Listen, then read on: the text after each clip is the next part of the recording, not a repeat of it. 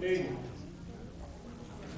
I would like to welcome everyone to the Henry County Zoning Advisory Board meeting Thursday, January 24th, 2019.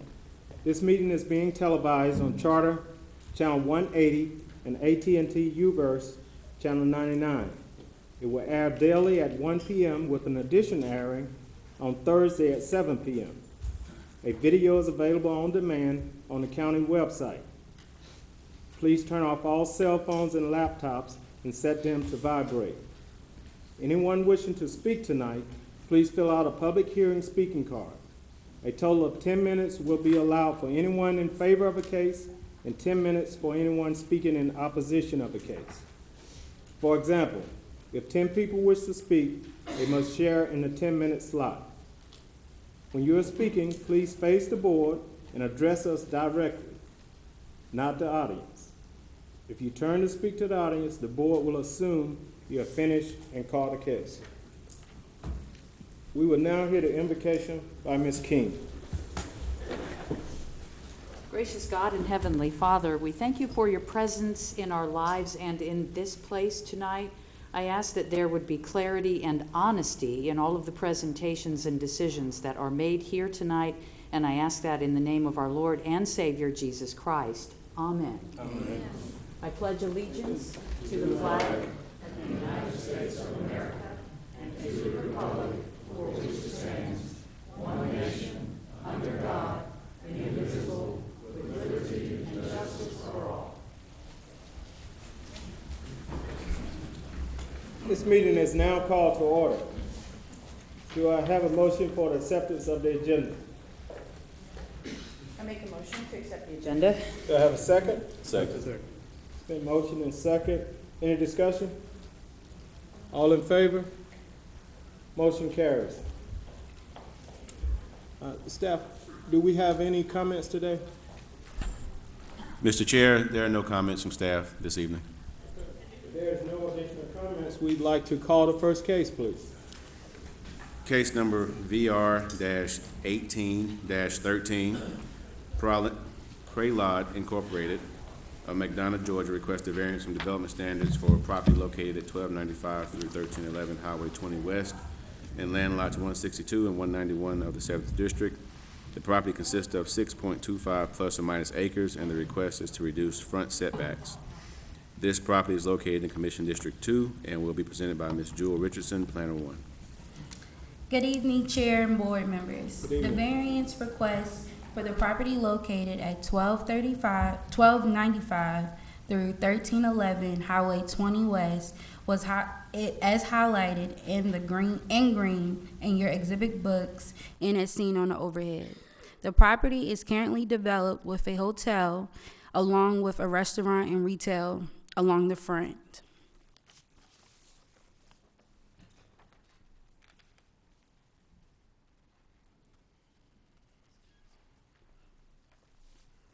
The applicant is requesting a variance to reduce the front setback requirement from 50 feet as required for a C3 zone property to 32 feet to accommodate the existing structure as highlighted in yellow, which is the proposed 32-foot setback.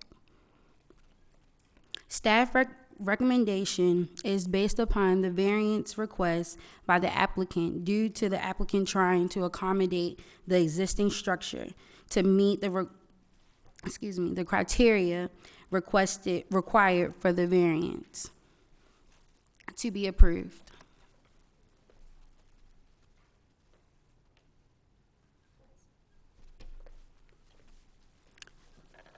According to the survey, it appears that the property will be split into 3 tracks, Track A, Track B, and Track C.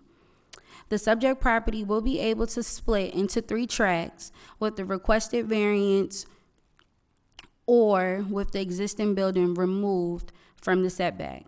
If the request for the variance is denied, the applicant will still be required to follow development standards for C3 Highway Commercial Zoning District for new development. Staff recommends approval for the requested variance to accommodate the existing structure only. A new or replacement structure will be required to comply with C3 Highway Commercial district setback requirements. I'll be happy to answer any questions. Okay. Does the board have any questions for staff? Not at the moment. Okay. I have one question. Does the applicant, and maybe this should be for the applicant, does the applicant intend to change the structure at all? That would be a question for the applicant. Okay, thank you. All right. If there's no additional questions for staff, we'd like to call the applicant, please. Please state your name and address for the record. Micah Carden, 1601 South Sac Kenton Parkway. Do you have anything you'd like to add to the staff recommendation? The reason that we're splitting, or we're wanting to split the three properties, is we're wanting to bring three separate brands into the property, or at least two in the meantime. And in order to do that, we need to split the property into separate parcels. And in order to split the property, we need that setback to be granted for just the existing building. To answer your question, we're not looking to make any improvements or anything within the 50-foot setback that's currently there. We're just wanting it to be reduced for the existing building. Okay. Does the board have any questions, Mr. Richard? Yes, does this request apply only to the proposed Tract C, or is it for the other parcels as well? Just proposed Tract C. Any additional questions? Okay. If we don't have any questions, you may be seated. Thank you. All right. At this time, we'd like to allot 10 minutes for anyone wishing to speak in favor of this case. 10 minutes for anyone wishing to speak in favor of the case. No one's coming forward. We'd like to allot 10 minutes for anyone wishing to speak in opposition of the case. Okay. Does the board have any additional questions for staff or the applicant? Okay. I was trying to think, did I have anything? No, I don't. Anyone else? Okay. If there's no additional questions, we would like to call the case, please. Case number VR-18-13, Prolide Incorporated of McDonough, Georgia, request a variance from development standards for property located at 1295 through 1311 Highway 20 West in land lots 162 and 191 of the 7th District. The property consists of 6.25 plus or minus acres, and the request is to reduce front setbacks. This property is located in Commission District 2 and was presented by Ms. Jewel Richardson, Planner 1. We've heard the case. Do we have a recommendation or motion? I do. I'll make a motion, please, that the board agrees with staff recommendation to approve VR 1813. Okay, we have a motion. Do we have a second? Second. Okay, any discussion? All in favor? Motion carries. Okay, call the next case, please. Case number RZ-18-21, the Reservoir Group of Watkinsville, Georgia, requests a rezoning from RA Residential Agricultural to RS Residential Suburban for property located on Millers Mill Road in land lots 35 and 62 of the 11th District. The property consists of 186.9 plus or minus acres, and the request is to rezone for a single-family residential and condominium development. This property is located in Commission District 4, and will be presented by Mrs. Julie Yoder, Planner 3. Good evening, Chair and Board. The applicant is requesting to rezone this property from RA Residential Agricultural to RS Residential Suburban so that they may develop a residential subdivision with both single-family homes and condominiums. The applicant is proposing 385 dwelling units within the subdivision, which will have a net density of 5.43 dwelling units per acre. Net acre, I apologize. This request is supported by the future land use map designation of medium-density residential, which allows for up to 6 dwelling units per net acre. With that being said, staff recommends approval of the rezoning request with the following conditions that I'll place on the overhead, and I'd be happy to take any questions you have. Okay, does the board have any questions for staff? I do. Yeah. Okay, Mr. Ms. Yoder, what are the requirements for minimum lot size for RS zoning? Yes, sir. Let me pull that up. The minimum lot size for the single-family homes is 7,260 square feet. Okay, do the lots in each proposed pod meet these requirements? Yes, sir. Okay, what is the requirement for minimum heated square footage space for the residential homes? For single-family homes, the minimum heated floor area is 1,800 square feet. And what about the townhomes/condos? It's based on bedroom numbers.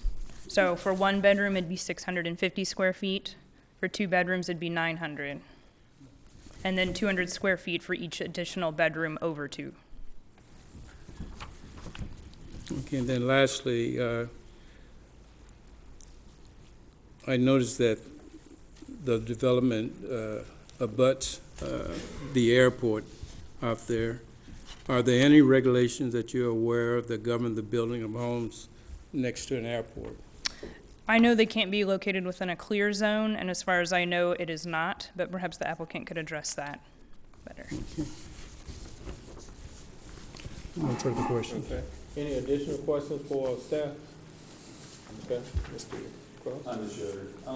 I'm a little new to this, so if I get the questions incorrect, please bear with me. But what about expansion of infrastructure for this? This is basically like farmland now. If we put that many houses and that many tracks on here, can things like I noticed there is a letter from the school board. Mm-hmm. They've been notified, but when the staff makes a recommendation like this, do they take into account things like the size of the water main, the size of the influx of traffic lights, We require school on buses those, and classrooms, things like that? yes, sir. We require on those respective organizations and departments to provide that information, and that's something they will be looking at as this goes through the development review process. Of course, with the water letter, they've stated, and let me look to make sure, that water and sewage is available on this property. If that wasn't the case, then they would let us know, and that, of course, would affect the development of this property. So those are things that do come into consideration, but it's up to those respective organizations to take a look at it as well. It's not necessarily zoning-based as far as those go. The impact on the local fire department or the increase in traffic with traffic lights, things like that, are those things included in that decision? Not necessarily the fire department. Of course, public safety will take a look at this themselves. As far as traffic goes, a traffic impact study will be required. That's actually one of the conditions on here. And certain improvements will have to be made, like decel lanes, acel lanes, things like that. So that will all be looked at as well. For bringing me up to speed. Of course. I do have one question. Yes, and this may be for the applicant. Is there any requirement for soundproofing in any of those dwellings that are going to be going in? I'm not aware of that. I'm not sure if the applicant could answer that. Okay, being that it's near the airport and with the noise ordinance and so forth, I was just wondering. Okay, thank you. Yes, sir. Any additional questions for staff? Mr. Rich? As I understand from the staff report, this entire tract is 186.9 acres, but could you tell us how much acres are actually going to be developed, and Yes, sir. and then indicate to us all those factors that would reduce the development area from 70.9 when the tract is 186.9 acres. Yes, sir. So as you said, the developable area is 70.9 acres. Part of the property that cannot be developed is because, of course, there's property in the right-of-way where streets are going to be. There's a good bit of property, actually 52.9 acres within the 100-year floodplain that cannot be developed. There are ponds on the property, about 4 acres that cannot be developed. And then, of course, there's proposed open space, which will be about 41 acres that will not be developed, which leaves about 70.9 acres. Okay, what about the flood area, from the Cotton Indian Creek? Is that also taken out, or is that? Yes, sir, the 100-year floodplain, that's about 52.9 acres.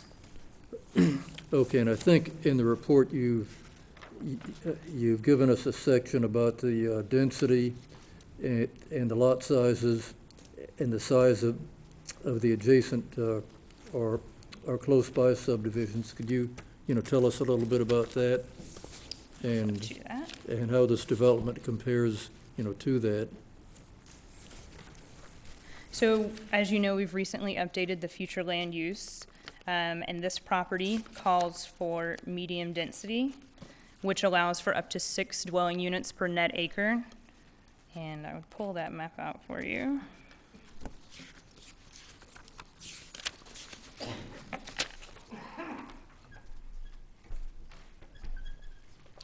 So that orange color you see is medium density. The yellow color you see is low density. Low density calls for up to 2 dwelling units per net acre. Some of the subdivisions described in the report are within that low density section, which would call for larger lots, less density. In this case, though, being that it's medium density, it is a higher density, which is appropriate for this future land use.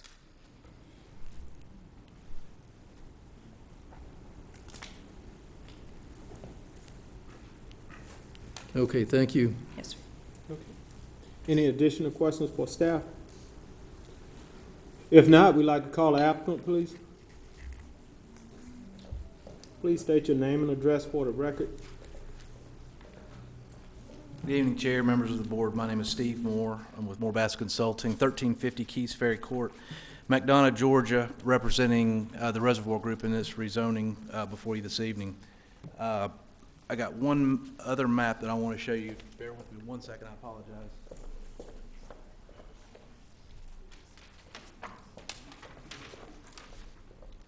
This is just a little different view of the site plan and what we're proposing. As Ms. Yoder said, the property is 187 acres at the north, on the north side of Miller's Mill Road. The way we've got this designed is we have 3 entrances proposed to Miller's Mill Road. The the easternmost entrance accesses the 62-foot wide lots. The middle entrance accesses the largest of the three single-family phases, and those lots are 90 feet, and that's the one that terminates into this roundabout right here in the center of the property. And then at the far western side, there's a third entrance that accesses the 75-foot wide lots. The homes that we're proposing within each of these pods do exceed the minimum that's required under the RS zoning district. The 90-foot lots, which are the largest of the 3, like I said, are 2,400 to 3,000 square feet is what we're estimating at this point. The 62-foot, which is the smaller of the residential section, is 1,800 to 2,000 square feet is what we're proposing. And then the middle range of 75-foot wide lots, 2,000 to 2,400 square feet of heated space. The RS district, as you may know, requires the blend of at least 2 uses, a single-family use and a multifamily use is the option that we've chosen. And for the multifamily, that area is set aside in this pod right here, adjacent to the lake. That area we're proposing as an age-targeted, maintenance-free, fee-simple cottage homes. These are, all of the grounds are taken care of, all of the yards are taken care of, all of the infrastructure, common areas, everything is taken care of. It's a very unique and ideal location for this particular use on this property. There's a beautiful lake that shows up on this map, as well as some very, very, very large specimen oak trees and all kinds of hardwoods that are definitely worth preserving and protecting, and we have just intentionally thought that was just a great location for that use, very good vistas off of the knoll that it sits on. In addition, on the other side of the lake is where we proposed our amenity center, which, again, based on just the natural beauty of that area, we felt like that was an appropriate place for that use. For the age-targeted section, It is limited to 60 units, and we have proposed, there's a center median, I don't know if you can tell from the rendering, but there's a center park in the middle of that project that we've set up as a dog park. It'll have some other, amenities, some park benches and that type of stuff. And then across the street from that, adjacent to the lake, we've set aside an additional amenity center, and this would strictly be for the residents of that little section, with an outdoor pavilion, fireplace, or fire pit, and some additional seating areas adjacent to the lake. In addition, we'll also have some walking trails around that lake as just for exercise purposes. And as Ms. Yoder said as well, the 7,260 square foot minimum that's required under the RS, we exceed that in all of our single family phases. Our lots range from 7,500 to 11,000 square feet between the three different single family pods. Within the amenity center that is shown here, we are proposing a Junior Olympic swimming pool, pool house cabana, playground, walking trails, and a dog park and a sports field, a multi-use soccer field, which shows up here.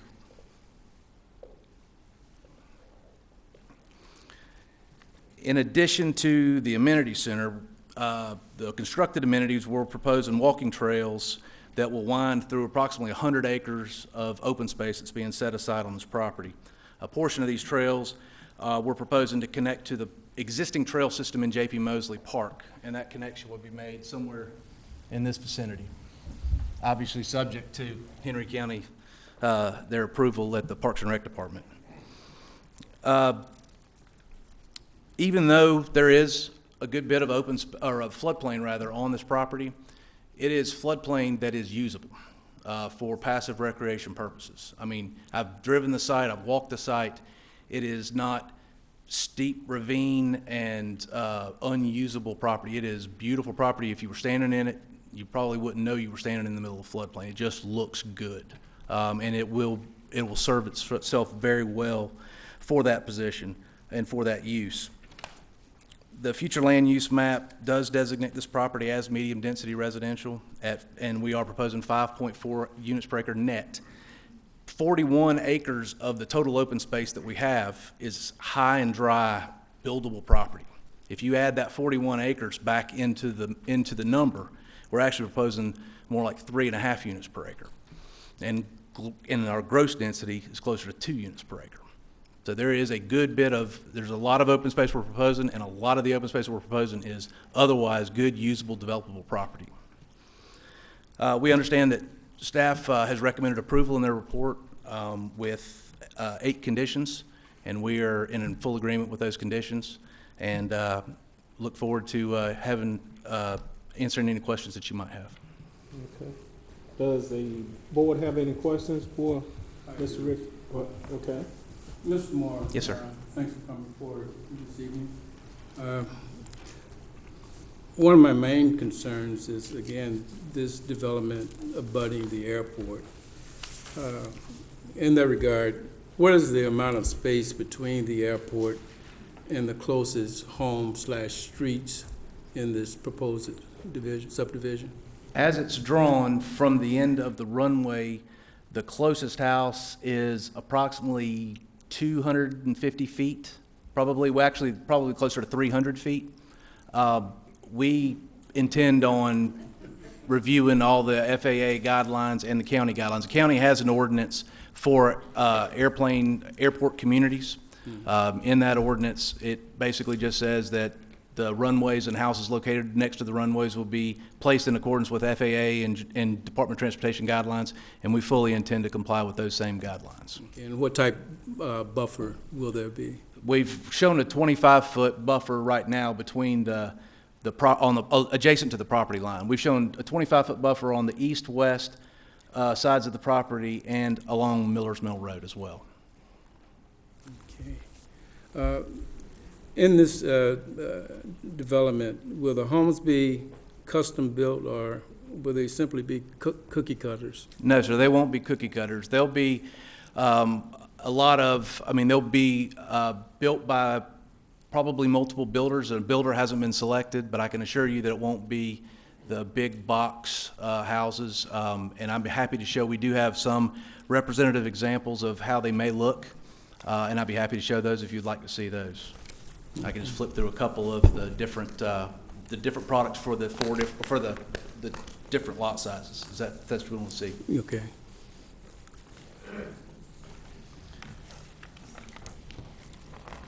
These are the, for the smaller lots. That's just a representative example of some of those. Those would be a 40-foot wide product that would fit on the 62-foot wide lots. And then there is a, this would be representative of the larger product that would be on the 75-foot lots.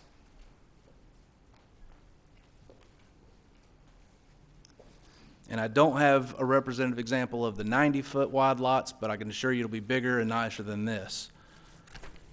And we don't have a representative product of the cottages yet. That's still a work in process, but we are working on that architecture right now. Okay, will the property be developed in phases? Most likely. It would be hard to imagine building 385 lots in one phase. We may design half of it and build it in 50 to 100 lot phases. So I could see it probably being constructed in 3 separate phases.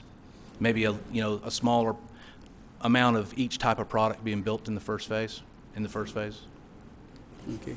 And can you give me the minimum amount of heated space in the townhomes again? Yes, sir. We're proposing 1,200 to 1,500 square feet. And again, these are senior projects, so we're anticipating a relatively smaller, although much larger than the minimum required by the zoning district. Okay. Would you be willing to agree to make that a condition of approval? Yes, sir.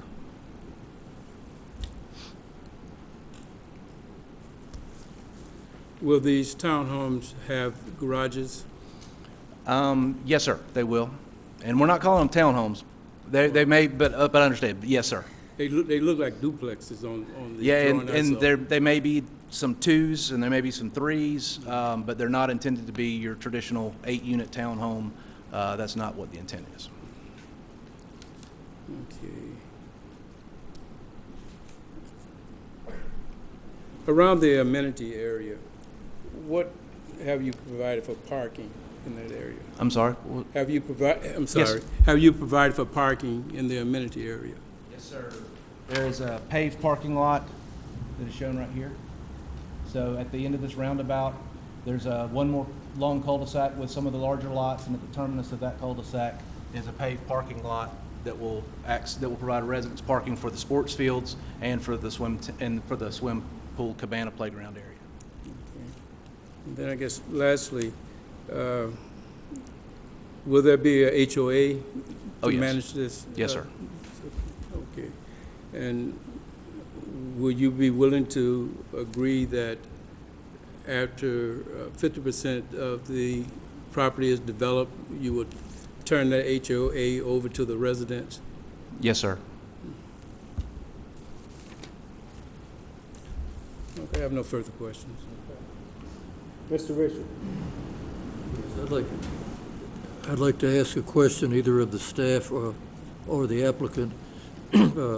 First, I would like to know what improvements are being considered to Miller's Mill Road, and also I'd like to know what the impacts would be for sewer and water capacity, and I'd like to know where the closest sewer line is to this site.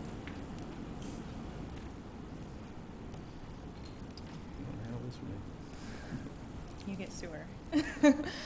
So regarding the improvements to Miller's Mill, as I said earlier, there will be a traffic impact study required, and any improvements indicated by that study will be up to the developer to complete. Again, intersections have to meet sight distance. There will be decel, acel lanes. I think that's all that's listed in the conditions. But anything found in that traffic impact study, like I said, will have to be completed. And I think he might be asking about sewer. I'm not sure where that's located. Okay, what about the impact on the water and sewer facilities, and also where is the nearest sewer outfall? Yes, sir. The sewer outfall is roughly, there you go, in this section here. At this northeast corner of the property, you can kind of see where there's the clearing for the easement coming through here. But the existing sewer is in that location right there. Yes, sir. And according to the water letter, sewage treatment and sewer line capacity are presently available to the subject property. However, an off-site sanitary sewer line extension will be required at the developer's expense.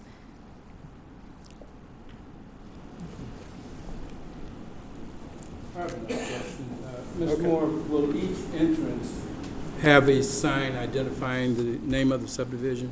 Yes, sir. That's one of the reasons why we've intentionally placed three entrances, not only for safety reasons, but also to give each of the sub-phases within the development their own identity and their own entrance sign.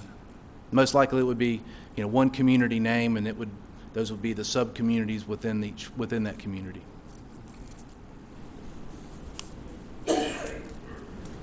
Any additional questions? Yes.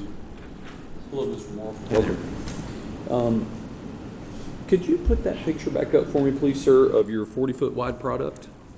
I think it was one of the first pictures of the houses that you said.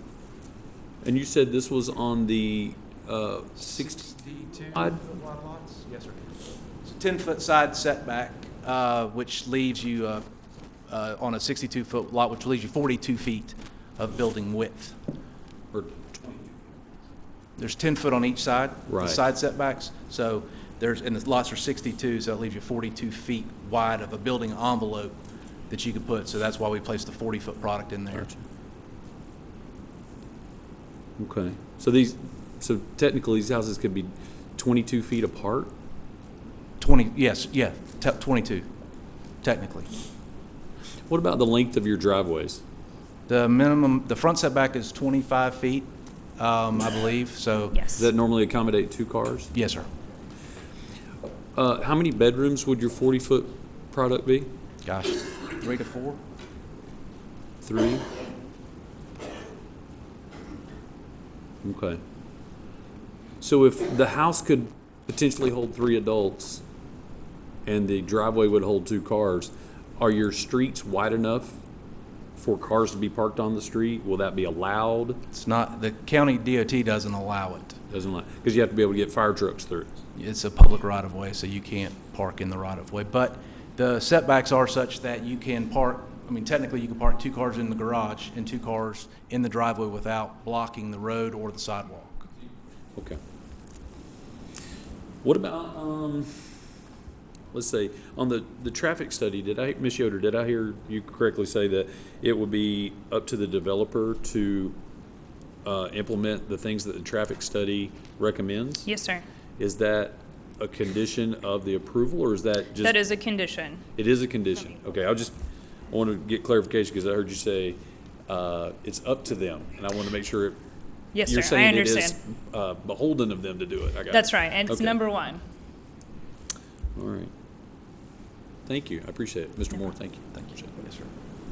Any additional questions for the applicant? I do for staff.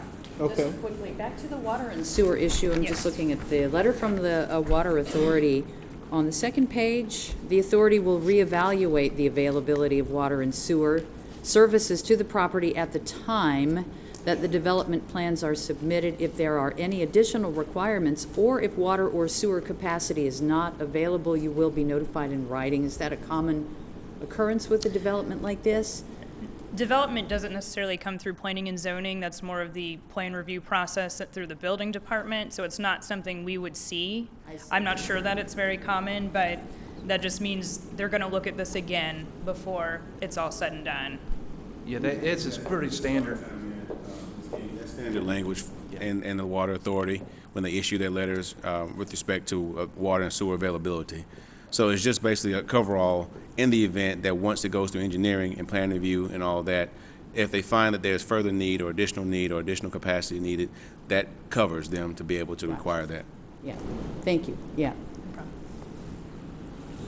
And just to clarify, Dante, now, if he can't meet those needs, he can't move forward with development? Yes, he wouldn't. They would receive the approval from the water authority to proceed Okay. if they didn't meet the requirements. Okay, thank you. All right, any additional questions for the applicant? Okay.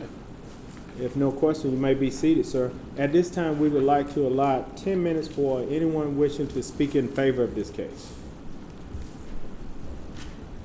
No one's coming forward. Speak in favor of the case, sir? I think so. Okay. All right, come forward. State your name and address for the record. I'm Gary Smith. I'm the president of the Cotton Plantation Homeowners Association, and I live at 1228 Mill Creek Lane, Stockbridge. I'm not here necessarily opposed to this. I think construction, the development is a good thing. Brings in tax dollars, employs people in construction and all the related industries that go along with it. But I built in Cotton Plantation for a reason. My house sits on a 1 acre lot with a 75-foot setback. If that's what was proposed here tonight, I wouldn't even be here. But I didn't build with the, even thought of a proposal like this with this density in that area. And I realize that the proposal falls within the parameters of the future land use map. But you know, just because you can do something, that doesn't mean you should. I mean, you look at the density is 6 per lot, 6 homes per 1 acre lot, really? You know, I realize that commissioners have an obligation to the county government, but more importantly to the residents. And I realize that current traffic and school crowding can't be used as a reason for denial.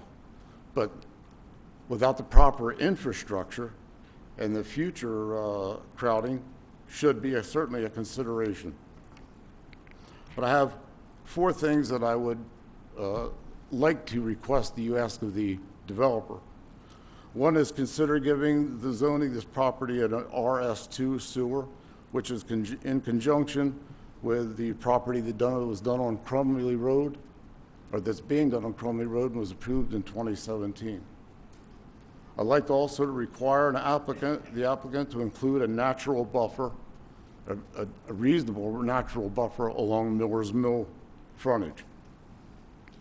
More importantly, that all lots for single-family housings be increased to 1/2 acre lots. What's proposed are a 1/4 acre, or actually less than a 1/4 acre. And this is in contention to the 6 subdivisions that are east of this property. And lastly, a requirement of a minimum 2,400 square foot of heated floor space. In our society, there seems to be no concern for what is right, but rather what people want.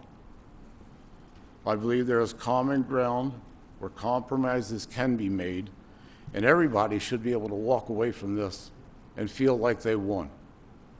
So in closing, I just ask one thing of you, and that's do the right thing. Do the right thing for the residents, do the right thing for the people of Henry County. Thank you. Thank you. Anyone else would like to speak in favor of this case? Speak in favor of the case, sir? Okay. We have 7 minutes for anyone speaking in favor of the case. Okay. No one's coming forward. We'd like to allot 10 minutes for anyone speaking in opposition of the case. Again, that 10 minute will be shared amongst the people, so please be aware of that? Okay. Please state your name and address for the record, sir.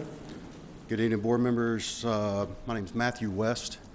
I live at 155 Kitty Hawk Drive in Stockbridge. As you're aware, the application has been filed for the rezoning of 909 Millers Mill Road. I'm not here in opposition necessarily of rezoning nor the development, but I'm greatly opposed to the density and the design of the property. The property is adjacent to the Berry Hill Airport, which is an active and paved airport, which began circa 1961. There was some question asked about clear space.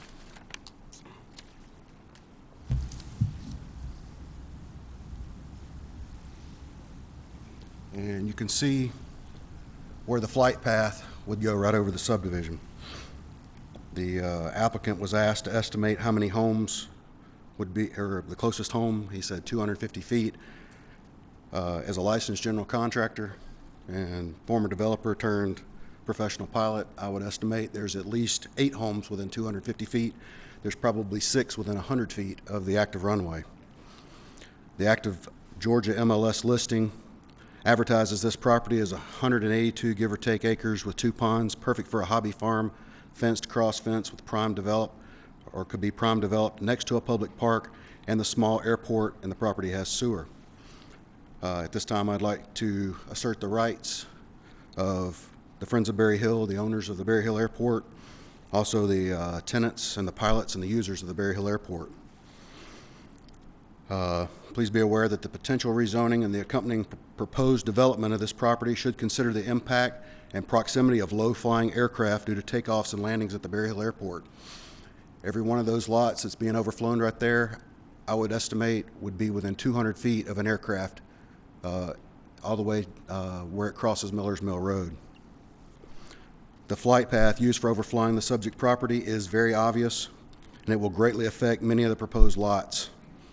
Careful consideration should be given to the layout, the construction height, the location, and the design of the subdivision and the homes.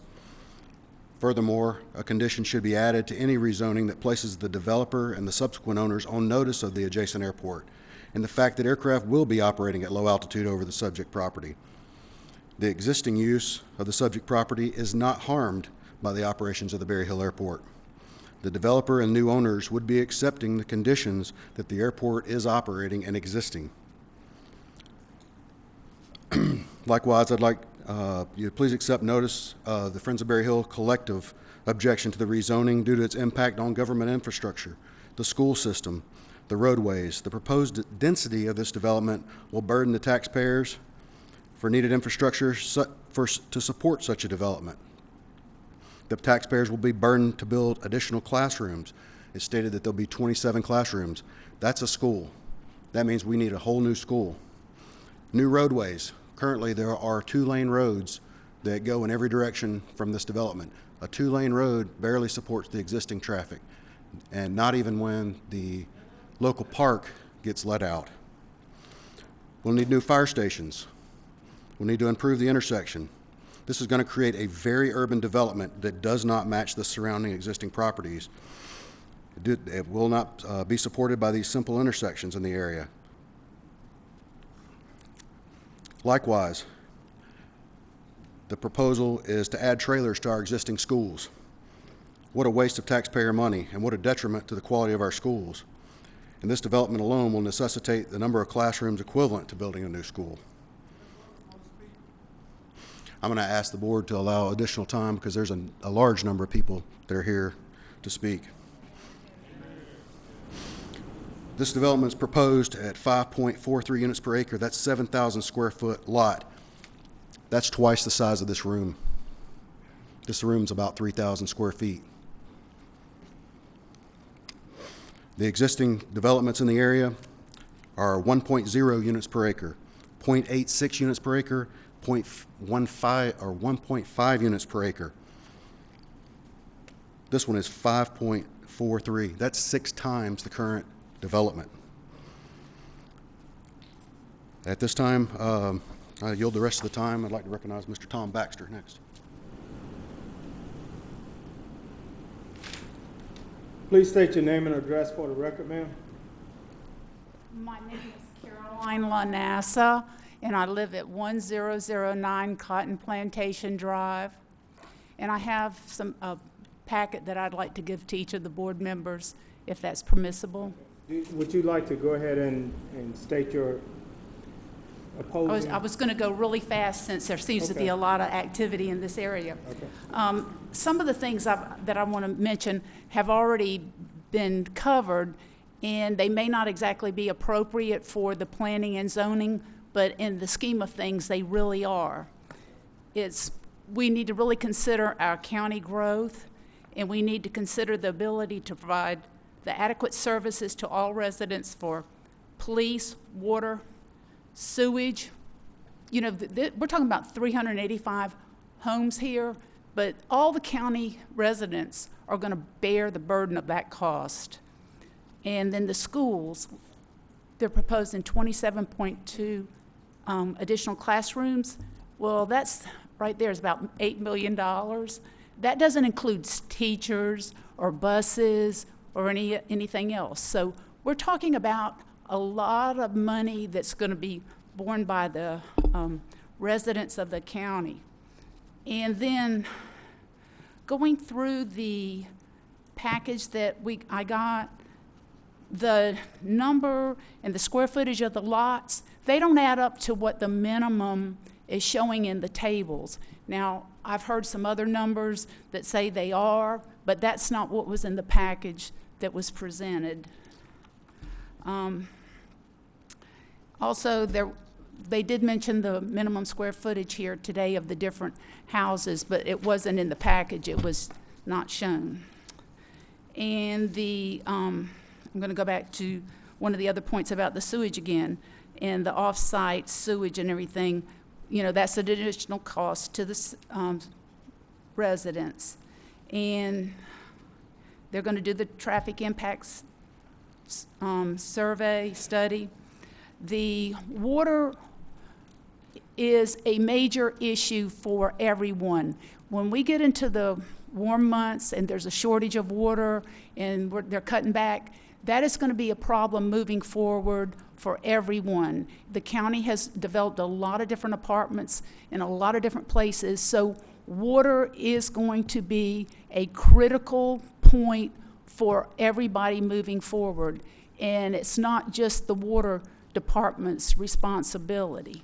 Also, the emergency services, when you need water, like fire and things like that, that's going to come into play. He already mentioned the Kitty Hawk runway and all that. They also mentioned today about the 100-year floodplain, but there is also a 500-year floodplain that impacts land use also. Anyway, I'm trying to go real fast, so now may I give you my little, may I approach? Yes, please. Try to go really fast. Anybody?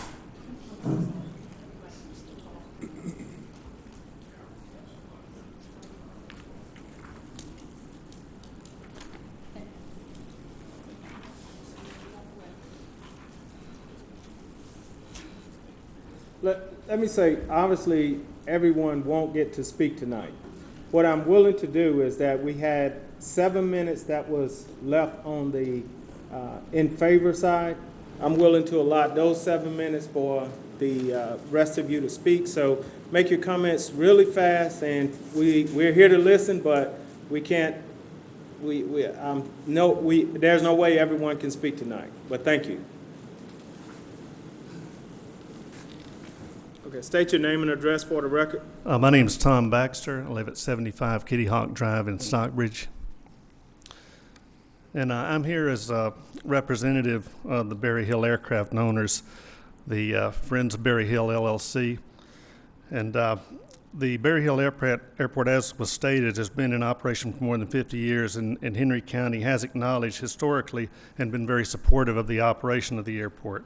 The concern of our airport users, Friends of Berry Hill, and residents of the Kitty Hawk subdivision is that the rezoning and the high-density proposal of this would create adverse conditions for both the airport operators and the potential residents of the proposed development. We only request that the board carefully consider the impact of this high-density development in proximity to the airport and the adverse effect it could have on both the residents and the airport operators as well. We enjoy where we are there in Henry County, and Henry County has been very supportive of us, and we really appreciate that, and we hope to continue that good relationship. Thank you. Mr. Chair, real quick, just want to get to start the clock. Yes. Thank you. We're down to 8 minutes. Okay. Good evening. My name is Wayne Ray. I live at 3 Cessna Lane, Stockbridge. I have 2 points I'd like to make. Most of this has already been covered, but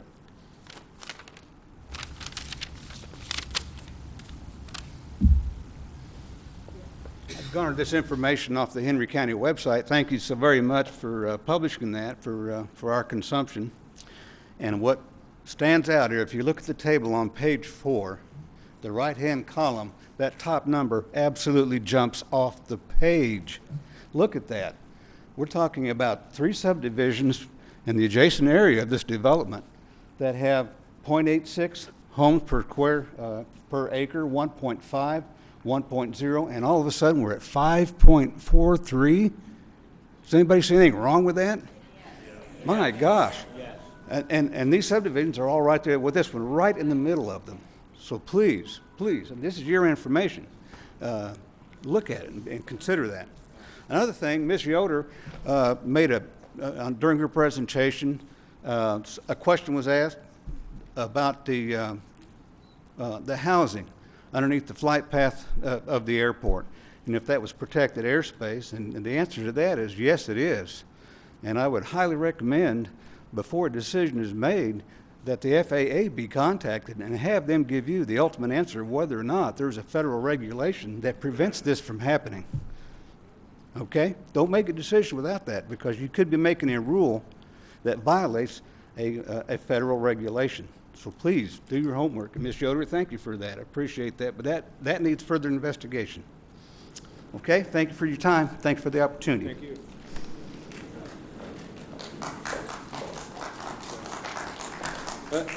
Hi, I'm Carol Boatwright. I'm in the Cotton Plantation Development on Virginia Lee Lane. I just have 2 points. The first one is that I'm concerned about any unsold properties being turned into rental properties, namely the condominiums, maybe being turned into apartment buildings. That's my concern. We are all homeowners there, and as you can see, the gentleman before me, there's a lot of homeowners where we have just homes. So that's my first concern. My second major concern is on in the traffic impact study. I'm hoping that they take into consideration, there's an intersection on Spring Lake and Springdale and East Lake. That is a very dangerous intersection. In the last 6 months alone, there have been 3 accidents there.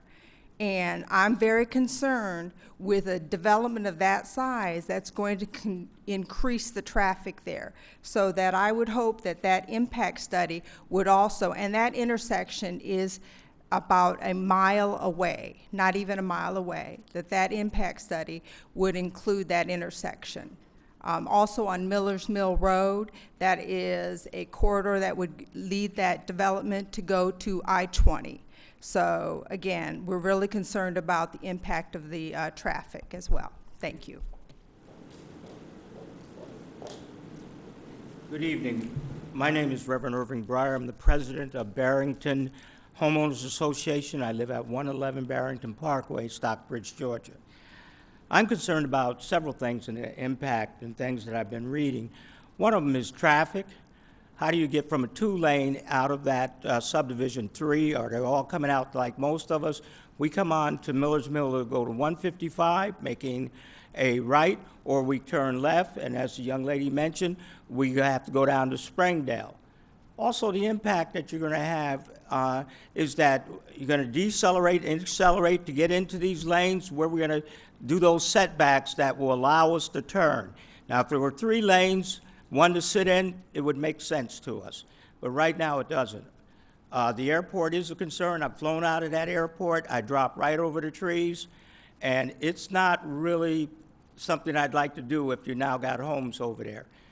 Impact on education, we have to look at that in terms of we're building new schools now. We'll be able to handle that new density. Also, my other concerns have to do with, I mentioned to one of the persons in zoning, is I was reading the water statements and some of my printing didn't come out. But I'm worried about the impact on water and sewage. We have problems already with water and sewage in the area and the environmental impact that these additional homes will have. And how are we going to be sure that they will stop at that number, because there are going to be multiple builders? So how are you going to keep them from building once they say, oh, well, there's more property, we want to develop it? We have a park there that's a really great park, and we already have a lot of traffic problems there, trying to get in and out for 4 football fields, 3 baseball fields, and now we're talking about soccer.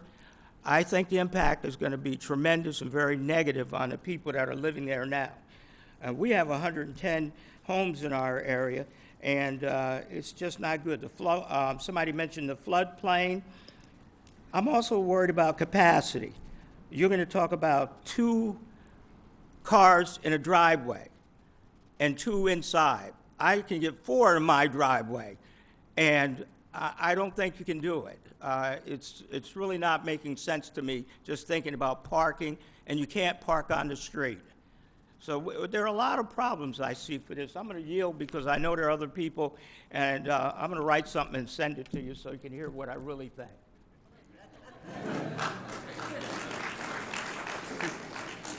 My name is Wanda Lowry. I live at 1104 Millers Mill Road since 1976. I've already seen the impact of the new subdivisions that have come in that have impacted Millers Mill Road. And with this many more new homes, it's going to be 10 times worse. I'm the highest point. I'm on the hill. They've already cut that hill down once because you couldn't see coming out of Hunt Ridge, and they still can't. So there's so much danger right there and so many wrecks between that many more houses and the traffic, the sewer, all that they've said previously. And with the airport, I know how low those planes go because I'm up high and I know how they come over my house. Thank you. Good evening. My name is Ken Brown. I live at 1010 Cotton Plantation Drive, Stockbridge, Georgia, and I could reiterate everything that everybody else has said. One thing I will focus on is the public safety. I think it was raised before about the fire department. And on May the 28th of 2017, our house was struck by lightning. A fire ensued. If we had not had fire extinguishers to put it out ourselves, the house would have burnt down.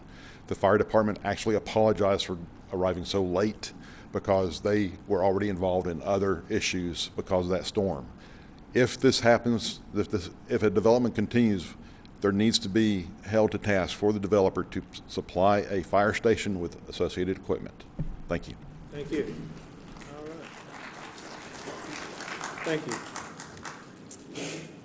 Will staff come forward, please?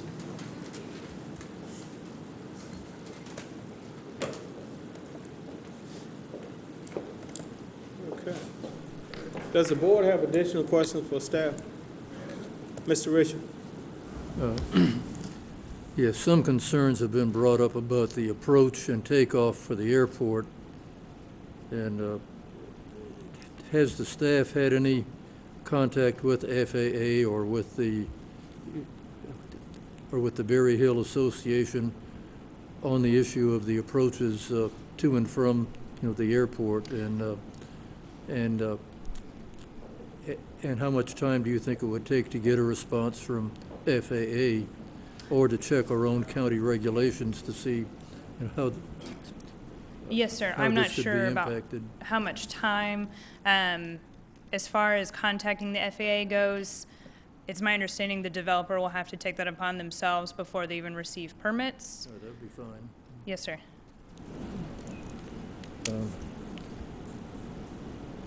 Question. Yes. What are the maximum number of homes that will be allowed? So there is a condition number 4, that says the number of lots will be limited to 385, which is what they proposed on their site plan. Okay. And one last question. In terms of unsold properties, one concern I heard was that that unsold properties could be turned into rental properties. Will that be forbidden? If you would like to make that a condition, you could recommend that, but that may be a question for the applicant. Okay. Mr. Chair, may I respond to that? Yes. When it comes to properties that someone purchases and owns, it will potentially risk violating constitutional rights if they so choose to turn it into a rental property. Not saying we side either way, but you have to be very careful with regulating content.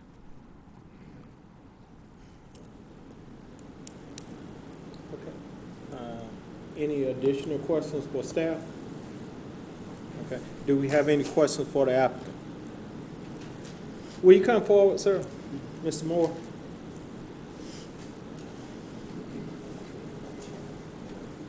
Sir, who did? Mr. Richard? Would you be willing to, contact FAA and also work with the staff on our current ordinances regarding airport approach zones, and then possibly put this request off until we get a solid answer on this issue?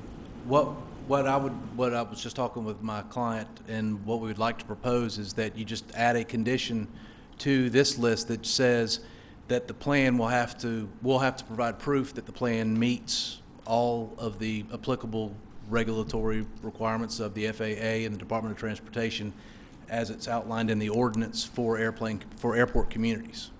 But that would all have to be done before we could receive any type of development permit approval, because it is it's a rule we know we have to follow, and we're going to have to get that approval. We would like to keep this process moving, but clearly we want to build a safe community, and we don't want to do anything that violates the federal or state requirements. So we'd be happy with that condition being added to this list. And it could very well be that some lots would have to be given up. Understood. And then I would like to have the staff go over again the responses that we've had from the Water and Sewer Authority on the water and sewage issues on the impact of this development. Just read it again, what it says in the letter. Yeah, or just tell us generally what the Yes, sir. parameters are. Sewage treatment and sewer line capacity are available at the subject property, but an off-site sanitary sewer line extension will be required at the developer's expense. Now, are there any impact fees involved with this? I believe that there are. The water authorities.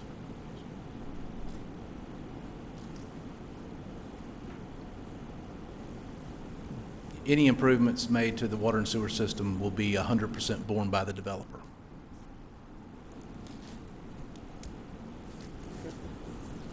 Any additional questions for the applicant or staff? I do. Back to the rental issue. Yes, ma'am. Do you anticipate within the HOA covenants that there would be a cap on the number of rentals that would be allowed in the development? I don't know if that's standard. I would be willing to have that looked at. I don't know the legal ramifications as it pertains to the Fair Housing Act. We obviously wouldn't want to violate any of that. It's obviously not our intent to create a rental community here. Right. But I'm fine with looking into that to see if there's a threshold that makes sense. I think you can. I think you can put a cap, like a certain percentage amount, and then it would be up to the HOA to pursue legal action if someone were to violate that. And I think in some cases, owners could be granted a hardship to do that. Say if they're in the military and had to move away, want to keep the house but they rent it. So my experience has been is that the HOA the covenants would include a cap on the number of rentals, and that would be a way to keep it down. And then back to the airport. Yes. Just curious.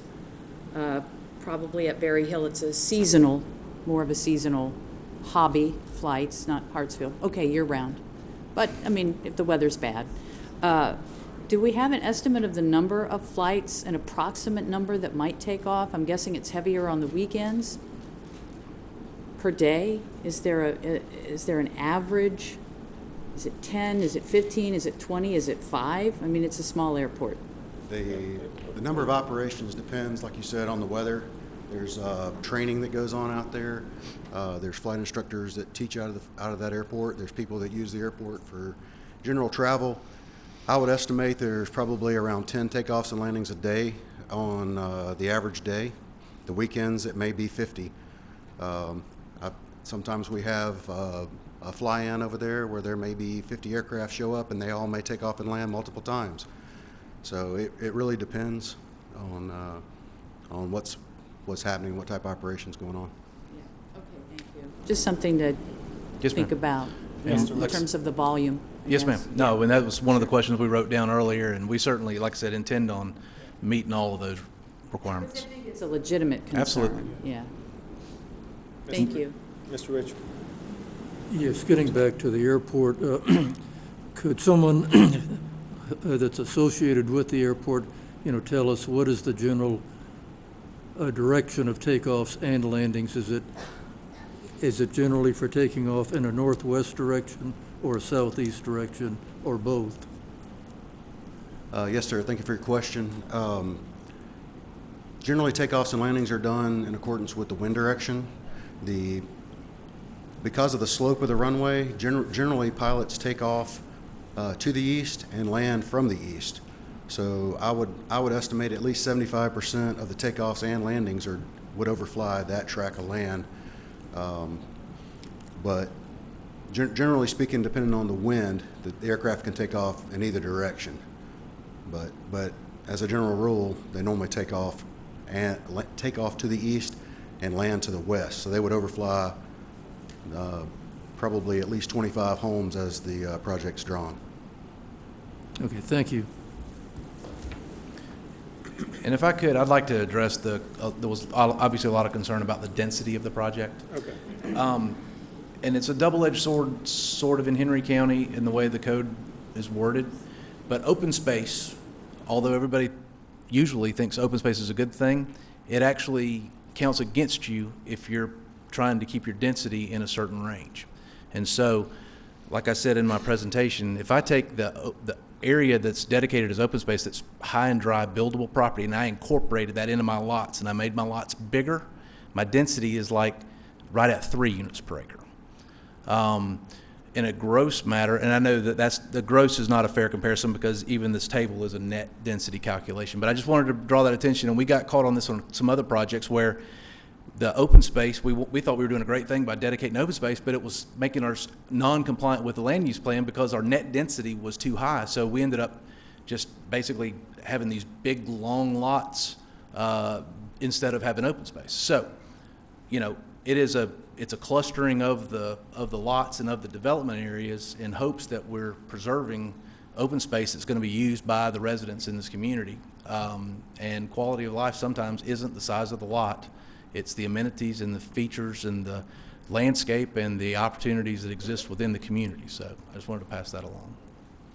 Any additional questions? Yes, sir. Mr. Moore, the senior development that's in the middle of your plan? Yes, sir. Is it a separate entity from the rest of it? And my question more specifically is, will there be 2 separate HOAs, one for the regular homes and one for the senior development? I think there most likely would, and a lot of times in this instance, there would be maybe one overarching HOA and then sub HOAs within that community that, the overall may pay the freight on the pool and the clubhouse, and everybody participates in that. But the seniors, if they don't necessarily use the family amenities, they may have their own HOA within there, but they may have an overarching HOA that takes care of all of the entrances and all of the landscaping up and down Miller's Mill Road. So yes, to answer your question, yes, I think there'll be multiple HOAs potentially that would have different rules and different responsibilities. Okay. Okay. Thank you. Okay, I have a question for you, Mr. Moore. In reference to density, have you considered reducing the density at all? Has that been a question amongst the builder at all, or the owner? We truly thought that the more appealing thing from a resident standpoint was the vast amount of open space and the vast amount of usable open space, and not just tucked back in a corner somewhere, but spread throughout the community. So truthfully, no, we haven't really looked at increasing the lot sizes and getting rid of the open space. But I mean, but we really thought what we were providing, again, was just a better product. I live on a 42-foot wide lot, and I appreciate having the amenities of living where I live, which is in McDonough, Georgia. Now, if for some reason you are not within the guidelines of the FAA, will you be reducing that space in that area, or? I would suppose that, depending on what the results are of those requirements, we would be adding more green space, obviously, in that area. I mean, it would just be no development in that area, in whatever zone that is. Was that one of the requirements initially, that you contact FAA to determine if you was going to be able to move forward or not? We haven't been notified of that and through any kind of report from staff, but we did Eagles Brook subdivision, 15 years ago, adjacent to Mallard's Landing, and I know we went through the same exercise there. They have about 600 feet maybe between the end of the runway and the first house. So I know that there's precedent, I know that there's rules, and I know that we will absolutely follow them, and I'll make sure that the plan is before it goes through any kind of official permit approval, that it meets every bit of that, and provide copies of the reports to the building department and plan review and everyone else. Okay, all right. I don't have anything else. Any additional questions? Okay. Any additional questions for staff? Okay. If not, you may be seated. Thank you. Thank you. Okay, if there's no additional questions, we would like to call the case, please. Case number RZ-18-21, the Reservoir Group of Watkinsville, Georgia, requests a rezoning from RA Residential Agricultural to RS Residential Suburban for property located on Millers Mill Road and land lots 35 and 62 of the 11th District. The property consists of 186.9 plus or minus acres, and the request is to rezone for single-family residential and condominium development. The property is located in Commission District 4 and was presented by Mrs. Julie Yoder, Planner 3. Okay, we've heard the case. Do we have a motion? I make a motion that we adopt staff's recommendation to approve the rezoning request with the understanding that all conditions would apply. Okay, we have a motion. Do we have a second? A second. Okay, any discussion? One thing I'd like to discuss in terms of that was that motion does not include any FAA requirements. So do we need to add to that, Mr. Richard? Do you have something? Yes, sir. If you don't mind, I'd like to add something about that to the motion. Is that I guess this would be condition number 9, and that would be that the developer and engineer to redesign the plans to fit the Henry County approach zone regulations for public and private airports, and that the approach and takeoff zones to be shown on the development plan submitted to Henry County. Okay, we have an add to the motion. Do we have a second for that? I second. Okay, all right. We have a motion and a second. Any further discussion? All in favor? Motion carries. Okay. Call the next case, please. Case number COMP-AM-18-04. Flora Grady of Lovejoy, Georgia, requests a comprehensive plan amendment for property located at the northwest intersection of Carl Parker Road and Old Highway 3 in land lot 166 of the 6th District. The property consists of 1.023 plus or minus acres, and the request is to amend the future land use map designation from medium-density residential to commercial. This property is located in Commission District 2 and will be presented by Mrs. Yuritsa Nieves, Planner 2.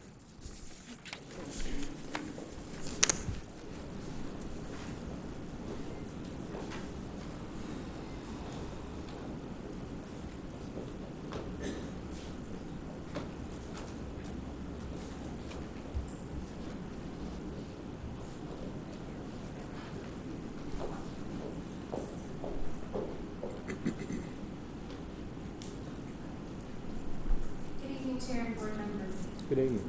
The applicant is requesting to amend the future land use map from medium-density residential to commercial to support a rezoning request for C3 highway commercial zoning for the property located at the northwest intersection of Carl Parker Road and Old Highway 3, which is highlighted in green in your exhibit books and as seen on the overhead. The rezoning case will be heard following this presentation.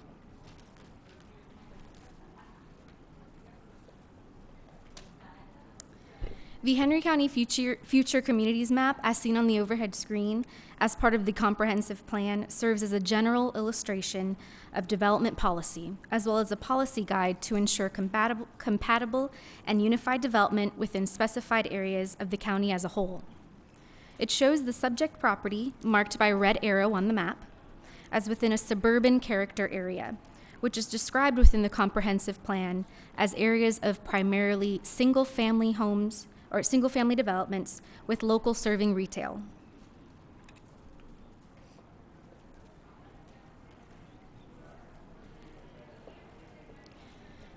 The policies outlined in the comprehensive plan are intended to ensure that new development promotes a better sense of place and preserve valued elements of community character. A request to amend the future land use map designation for the subject property does not seem reasonable based on the current zoning trends of the area. This part of the county has a predominantly residential, rural character. The subject property was also designated for medium-density residential previous to the adoption of the newly adopted comprehensive plan and future land use map. This demonstrates the area's development continuously trending towards residential as opposed to commercial and industrial. With that being said, staff recommends denial of the applicant's request. Thank you, and I'd be happy to take any questions you have. Does the board have questions for staff? Come on. Okay. Mr. Chairman, was there any other reasons for the denial other than what you stated? This request is for an amendment to the comprehensive plan and the future land use map, which guides policy and guides these requests. The subject property is located in a medium-density residential future land use designation, which says that in the future, this area and that property will continue to develop as residential, not commercial. So that's why that denial is based on that policy guide. Thank you. Any additional questions? Okay, did you have a question, Ms. King? I don't, Okay. not at the moment, thank you. I have a question. I noticed that there is some adjacent C2 properties near that area. Was it ever proposed to the applicant that they request a C2 opposed to C3? I'm not aware. I did not have the pre-application meeting with the applicant. It was another member of staff, but I'm not aware if that was proposed to her. Okay. All right. Thank you. At this time, if no further questions, we'd like the applicant to come forward. Please state your... Good evening. My name is Fleur Grady, and I am proposing use development to pursue land use and related approvals for zoning for land lot 166 Carl Parker Road, located in the city of Hampton, Georgia, 30228, for commercial use and for soft manufacturing distributing with a retail flair. I am currently in escrow with earnest money to purchase a lot from John Grillman contingent upon the lot being rezoned for commercial use. I am anxiously awaiting to close so that I can move forward with the development and building. The project will include one-story, 2,500 square feet steel prefab commercial gable frame building, or any color suggested to be cohesive with the neighborhood. 7 to 12 parking spaces for visitors. 2 of the 7 to 12 parking spaces will be marked for handicap use for 1 van and 1 car. A small private seating courtyard with a freestanding brick outdoor fireplace with 2 affixed benches for seating. Steel fencing to protect and encompass entire site for commercial.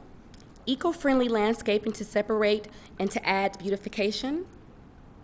1 brick and stone monument interest sign. Surrounding solar and spotlighting throughout the site. Bicycle parking approximately 10 to create much needed green atmosphere.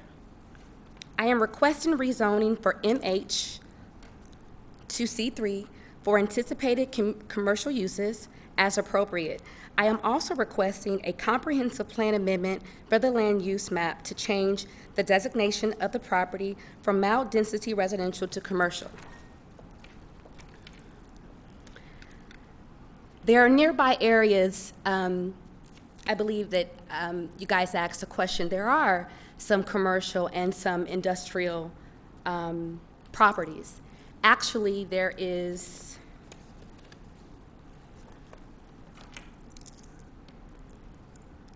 one that is directly across the street if facing Highway 3. There is a sod farm, and diagonally across there is a construction company. And 15 feet across to the left of my property, there is a commercial abandoned building. Are there any questions thus far? Does the board have questions for the applicant? I do. For what she's proposing, could she also do that in a C2? Does it have to be C3 to, medium density residential? Does it, yes, I'm sorry, let me back up and say my question again. She's requesting C3, is that correct? I was actually, it was actually suggested to me that I do a C3.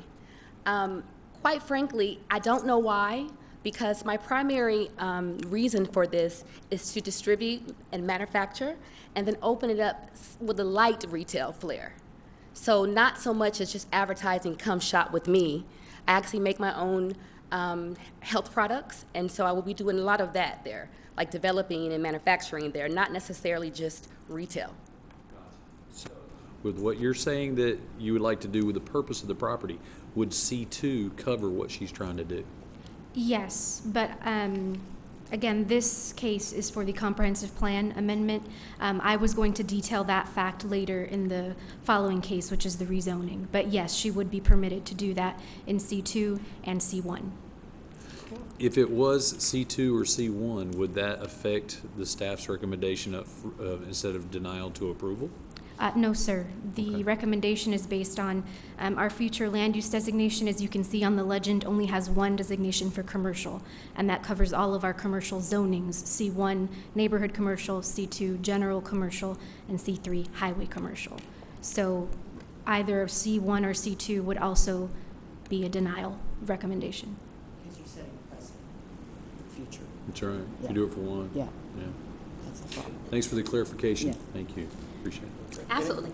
As it relates to the executive summary, a comprehensive plan is required to support C3 zoning. In the comprehensive plan, commercial services is defined to including neighborhood and regional retail and commercial services, activities, for example, grocery stores, shopping centers, dry cleaners, etc. I believe that the property site will be conducive and will blend, considering the project property's main purpose is developing and manufacturing crafts with inviting, again, small, low-level customers as it relates to retail services. It also pairs with the already existing industrial commercial properties, as well as the property project's exterior appeal, which, as you can see, is made up of residential house-like structure. This property has sat for sale for over 10 years with marketing purchase signage. There has never been any attempts to purchase the site for residential building nor commercial. I have been told that it would be perfect for a quote-unquote Dollar General, but that would really lead to heavy, constant traffic and nuisances. My beliefs are that the main reason why it was never purchased for the purposes of said residential is because of where it actually sits, the right at the corner. And of course, let us not forget the main views of the commercial and industrial views. Evaluation. As it relates to the closest commercial zone properties to my subject property, the closest one happens to be, again, 15 feet to the right, across the street to the left of my property facing Highway 3, and the said property of the sod farm is across the street, and again, to the left of the sod farm, there is the construction site. To bring light, there is a presence of future for sale signage promoting commercial and industrial on these desolate and dilapidated vacant land sites that sits alongside Highway 3. In addition, to address the commercial sprawl or any other zoning requests, the wonderful Lovejoy, who gets the most urban development and mixed-use community trend, Lovejoy is actually beautifying its community with commercial and brand new housing developments, bringing the surrounding neighborhoods together, which is literally a hop, skip, and a jump from my project site. And I lost my place. Great. It's almost like the excitement of the oohs and the ahs there while driving down Old Highway 3 through Lovejoy, and it just stops. And when you cross over to the city of Hampton, it's like the city of Hampton. It then becomes clear that there is no interest to uplift or any sense of community efforts lurking, nor inviting new developments to build. My project property, on the other hand, does plan on promoting a better sense of place and will contribute to the continuing to better preserve values and elements of the community character. The look and design of the property project's aesthetics will blend again due to the exterior house building design. As it relates to the existing site conditions, currently zoned for mobile home with the adjacent industrial and low residential surrounding areas,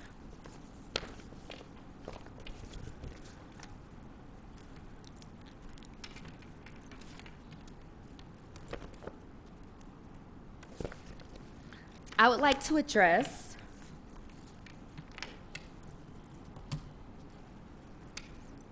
for the RZ 18-23. The first question would be, I would like a description of the developments that will have to comply with the development standards for C3 zone properties listed in section 2.0103D of the Unified Development Code, ULDC. If someone will.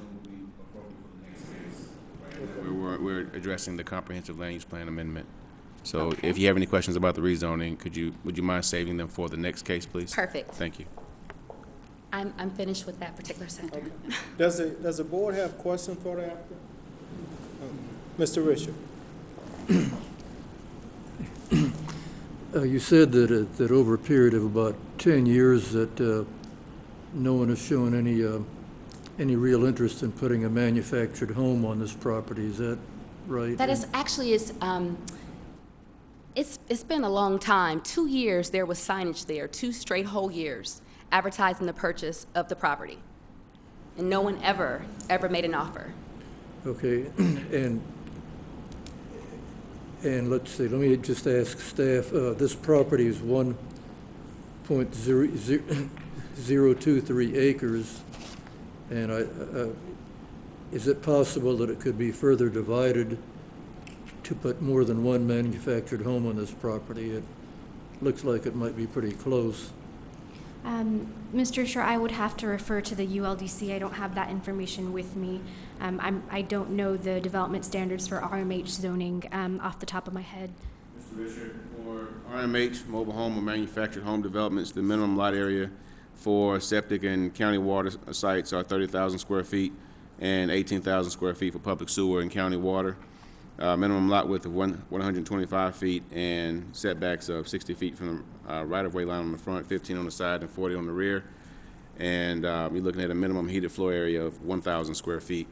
That would be for the current zoning of RMH, if memory serves me correctly. if they were to do a mobile home. So if it's just an acre, you're looking at 43,560 square feet, and half of that is roughly 20 some odd thousand square feet. So likely no, that they will not be able to split it or subdivide it. It's a practical matter that you could maybe only fit one manufactured home on this property. I only want to do that. If the health department approved it for septic systems, I believe, so. Yes, it did. Now, do you plan to have any outside storage associated with your business? No outside storage, because the way the layout for inside is going to handle all of that. Okay, so possibly a C1 or C2 could conceivably meet your requirements if you're not going to have any outside storage. If we were to decide that that this request is reasonable, considering our future land use plan. So it's kind of a balancing, process as always for this board. I understand. Any additional questions? I do. I appreciate your enthusiasm and your vision and your I'm desire so nervous. Thank you. to have your own business. What exactly product or services do you plan to have there? I don't know if you guys are familiar with Bath and Body Works. Anyone? So it's like a lotion, body wash, soap, shampoo kind of a thing. It'll be a place where people can come and smell, touch, feel. It'll also be advertising local art. I would like it to be just a place where people can convene and shop and just, really artsy-fartsy kind of a thing. Obviously you want this location. Were there any other options available to you? Did you look at any other options that would perhaps not create as many issues for you in terms of the rezoning and the change? I didn't really foresee any issues. No issues. I'm a visionary, of course, and like I said, there are three things happening. There's already commercial here. There's industrial there, and it's kind of like commercial industrial there. And I would just be the fourth right there on the corner. So I really didn't see it. I don't really see it as being like out of place, if you will. I understand. Your request does create a problem in that it would set a precedent. And I think there's a major issue with that. I'm sorry? That your request, if granted, would set a precedent. And there's a problem with that. Because if it's done for you, then down the road it could be done for, say, a Dollar General or some other commercial property. So this particular request is difficult. I appreciate your vision, your enthusiasm, your desire to have a business, but it does create a problem in terms of staff recommendation to deny because it would set a precedent. Yeah, I'm just looking for some condition. To actually. And I'm just not sure we can do that on this particular request. Right. I just want you to understand. I'm not against you. That's okay. I'm for you. But there are parameters. I understand. Within which we have to work. Absolutely. To add to that, there are tons of home-based businesses all up and down. There's one like 20 feet away from me this way to the left. There's one 20 feet away from me to the right. There's tons of signage for commercial advertisement, please buy commercial or industrial, tons of for sale signs right alongside Old Highway 3. So the sprawl is coming, it's there.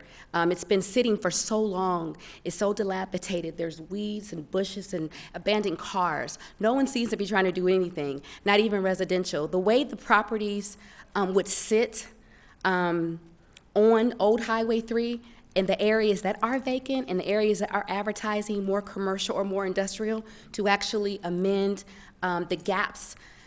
Where my property is, to the right, of course, there's the Lovejoys, tons of stuff happening, tons of commercial, tons of restaurants, gas stations, and things like that. And then to the left, when you're going, I say about almost a mile, you have that four-way where they actually widened the street on Highway 81. So you have more restaurants, gas stations, and promoting of future commercial and industrial building. So I really don't think that it's too far-fetched because of what's happening all around me, and also what's happening to the left of me within feet, also to the across the street, and also to diagonally across from my property. Let me ask a question. Will you point out on this map where you're speaking in terms of the other commercial properties? That are existing currently? Yes, yes. It's actually right before you there, the one, yes. So, yeah, I love this too. Can I fit both of them? So if I would like to do it like this. Okay, well, we'll go back to the other one, but go ahead. Okay, great. This is my property. Okay. And this is the front. Oh man, okay. So this would be like the front almost, right? So you have this property right here that's zone commercial, but it's abandoned, but yet it has tons of trucks and heavy machinery. They're actually using it for the purposes of storage.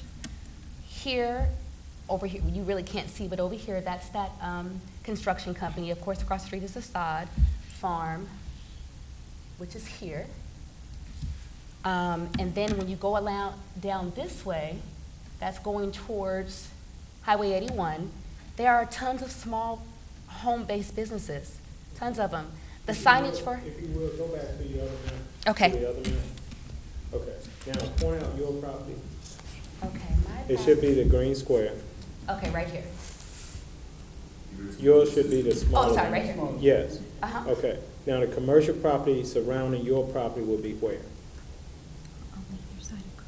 Right here. Mr. Nestle, would you like me to put up Yes, the please. zoning map? Yes, please. Thank you. Okay. Here we go. And, okay, here. C1. So this would be the sod? No, the sod farm is the green on the opposite of the railroad. Okay. So what would this be? That would be the vacant. Okay, right. So this would be the vacant lot here. Okay. This is commercial. Right here? Right here. This would be the sod. Mhm. This would be the sod, I'm sorry. And then this would be the construction company right here. And this will be the construction company. My apologies. So here's my property. This is the sod farm. This is the construction site. Right? They're like, literally like within feet of my property, literally.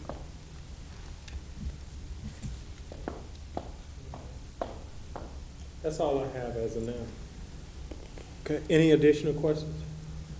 I might add one more thing. Okay. That corner lot of construction, there's 7 acres next to it. The zone commercial, there's a sign on it now. And it says it's already zoned. So then that's a construction company across the railroad. They've been there for years. It's a huge company. And this here company, they make turf on all this land.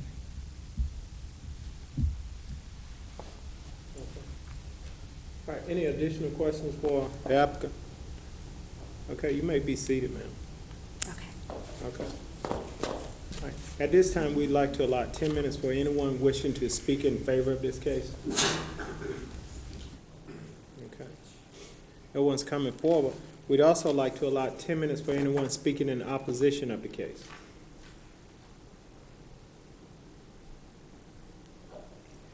Please state your name and address for the record, sir. My name's Robert Tucker, and I live on Conkle Road, 335 Conkle Road. And what I worry about is what y'all say about setting a precedent.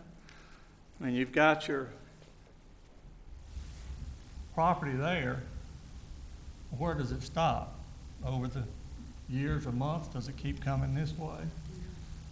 All the way down, and then does it turn the corner here at Conkle Road?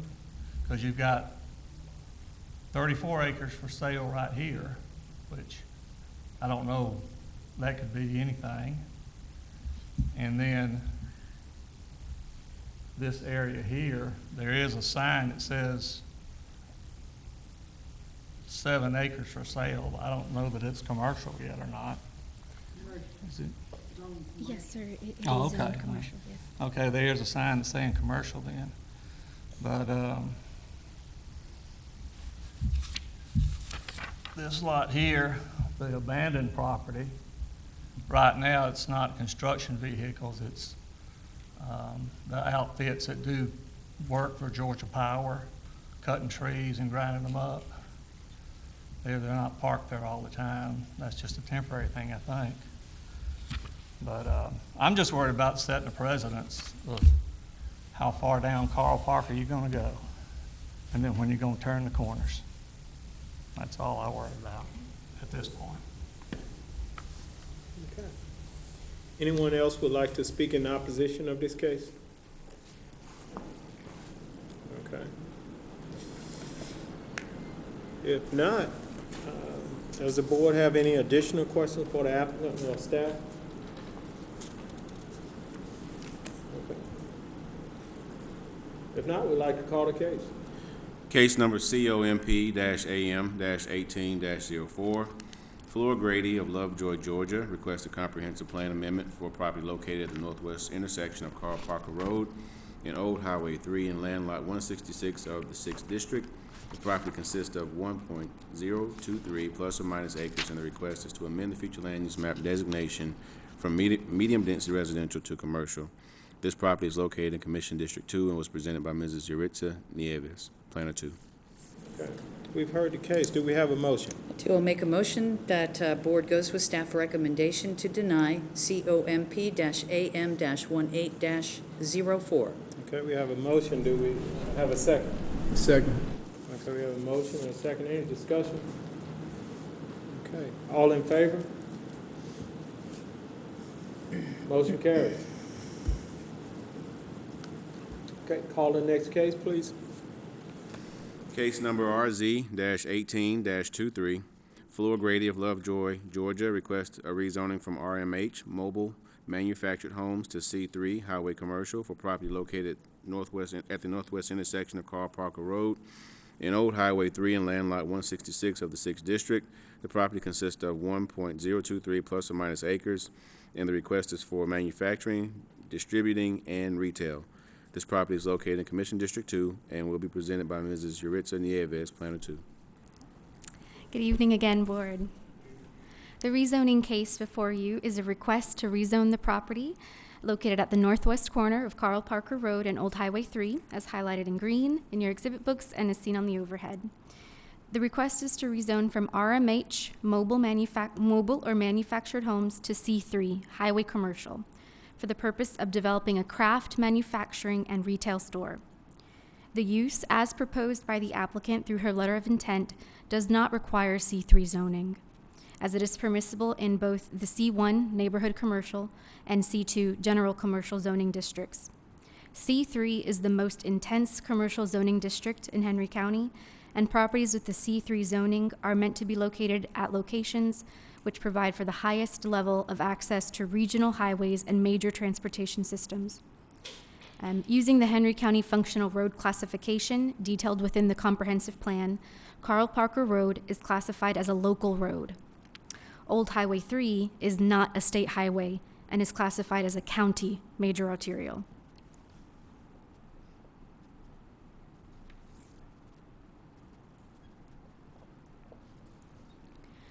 So the area surrounding the subject property does contain a combination of zoning districts.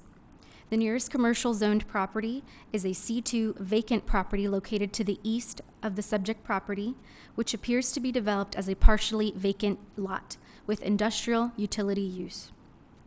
However, the other commercial zoned properties, which are all located on the east side of Carl Parker Road, have not been developed as commercial properties. They all are currently developed as single-family homes.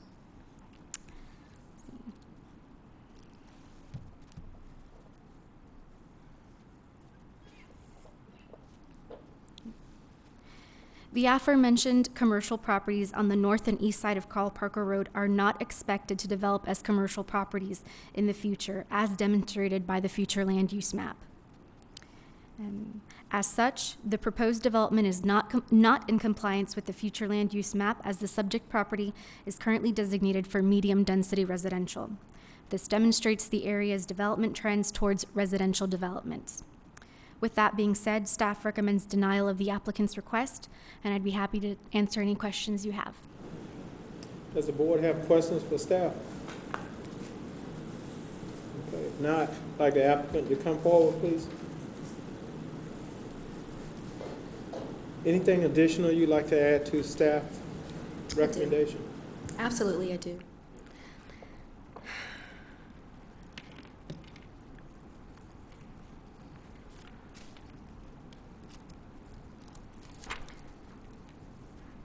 To tell you the truth, I wasn't even going to come here today. I made the mistake by reaching out to people of higher power as it relates to the board, and I believe that I was embraced and promised so many things of support. And yesterday I received a call, and it was totally opposite. And it just totally broke me down. So if you're wondering why I'm so nervous, I'm very smart. I can speak. I have wonderful speaking skills. However, it just totally broke me down. I was told to just basically appeal. I guess the question again would be, what will be comfortable for you guys to, I guess, recommend as it relates to the project that I'm actually trying to move forward with? I think that question would be towards staff in terms of what would meet the requirements. And I can briefly explain or give a kind of a response to that. Staff is held to a high ethical standard with respect to policies, regulations, zoning procedures law, and the Planning Act. We have to make objective recommendations based on the policies adopted by the Board of Commissioners. And so in those recommendations that we give to the Zoning Advisory Board, who thereby gives recommendations to the Board of Commissioners, those are based on, objectively, the rules and regs that we have to govern or administer throughout the entire unincorporated Henry County. So it's not a matter of what's comfortable, because then we cross ethical boundaries. It's not a matter of what we like or don't like. It's a matter of what's approved. What will be approved based on the policies that support what can be approved. But if they don't support what's being asked, or what cannot, if they don't support what's being requested, then the recommendation would be that of denial. So this is our standard procedure of assessing applications, of making recommendations, and then making them to whether it be the Zoning Advisory Board or the Board of Commissioners. It's always based on the rules and the regulations and the context of those regs, and whether or not they support or not support what an applicant is requesting. So we cannot get into we want this, so we're going to approve it. That would cross a line. Okay, that's understood. Now, my question for you is: the future land development does not include C3 or C2 for this area, or does it? Correct. On the west side of Carl Parker Road, on the overhead, it shows medium density. To the southwest and to the southeast, it shows medium density. That projection is based on the last 10 years of how that area has or hasn't developed. When we went through the comprehensive land use plan and with the Atlanta Regional Commission, there was an analysis done based on how the trends were, or how that area developed over the last decade.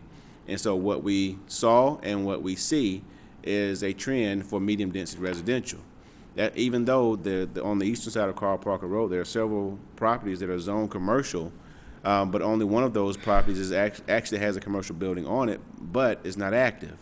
If you go further north on Carl Parker on the east side, there are properties that are zoned C2, but there are actual single-family residences on those tracts. So the way that area has trended and the character of that area is technically residential, which is why the future land use projection through year 2040 is now medium density. And just to add to that, this board typically is making decisions based on the future land development. And where we are now and the future land development does not support it. So, and that's why, and that's where the board is as of this point. Okay, but, does the board have any additional questions, or do you have anything else that you would like to add? I do. Okay, please. For criteria point 3, the zoning of the property to C3 highway commercial would be out of character of this area while it's largely rural and residential.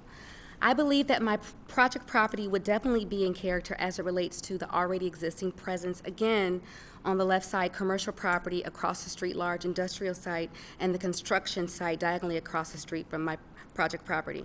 Furthermore, I believe that it would be a corridor for the community that would help fill in the gaps, again, to the already existing small home-based businesses, as well as mend the gap between the commercial businesses, gas stations, and restaurants that are under a mile away going southeast. To address criteria 4, property undeveloped, yes, the property is undeveloped now. However, the property is flat and square, which will make it easy to construct and build moving forward. The soils also grant to be good, especially for a private septic, due to the area not needing an easement for the water company. My plans are to follow all legal and necessary building guidelines within reason to develop the property properly throughout the development plan phase. As it relates to criteria 5.5, the impacts on the adjacent residential property owners would be an increase in traffic, noise, and light pollution. The project property site wouldn't bring any more traffic than what already exists every single day. This is remembering that that this is a local road and a major arterial road. Also taking into consideration, again, the adjoining newly widened Highway 81, which has invited many motorists to cruise the back ways, if you will. We're building like crazy in Henry County. We need to put some more Walmarts up and some Targets. Where are these people going to actually go? There's nothing cute and fancy. No theaters, no real cute strip malls. Tower Boulevard is developing. However, there should and there needs to be a mixed-use trend for urban development all through Henry County. Also, the property site wouldn't bring any more noise nor light that is already existing and coming from the large sod farm, the construction company site, and the abandoned commercial site, which please note is currently being used to store large trucks and large machinery.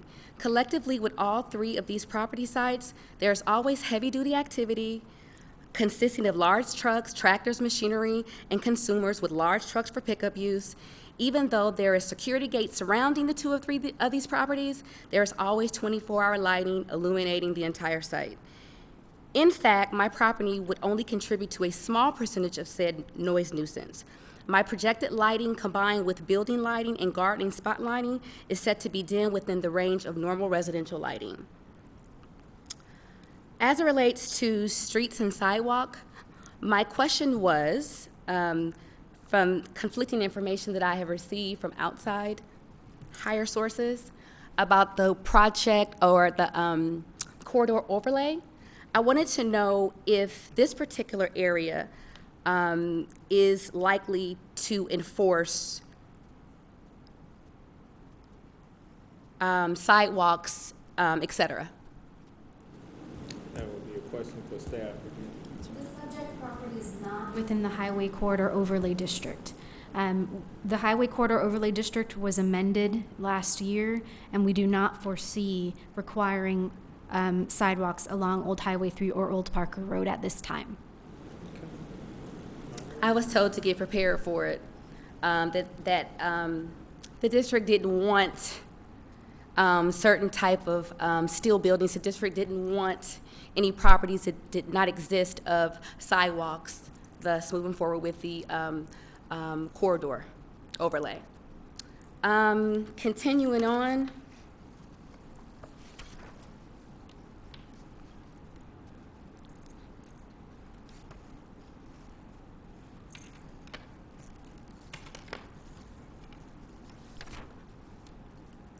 I would like to ask the board members to think outside the box. Something different. updating, so to speak. The old map before, I believe, October 2018 when it was changed. The future land use? The future, when was that changed? October 16th, 2018. Perfect. Prior to that, if I was just a couple of more months into, there showed commercial. October, it just changed to medium residential. I get that. However, it still doesn't go against the fact that there's tons of commercial and industrial activity existing and being promoted. I'm asking you guys to think fairly and again creatively outside the box. Thank you. Thank you. Does the board have additional questions for the applicant?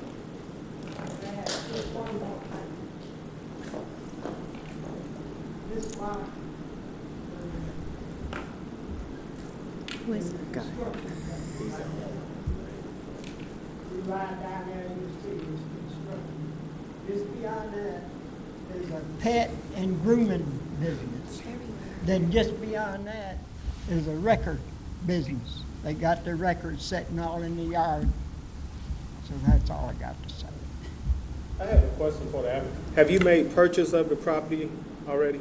Yeah, almost. I mean, I have like a couple more things to sign, but yes, I'm going to appeal. I'm going to keep trying because I truly believe that this is perfect for me and this is perfect for the community.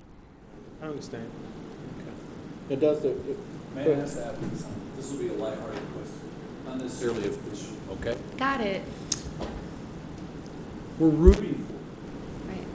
What the board is trying to say is there's obstacles. Of So let me course. ask you this. Yes. Your target, your mission, your goal Yes. as an entrepreneur, Uh-huh.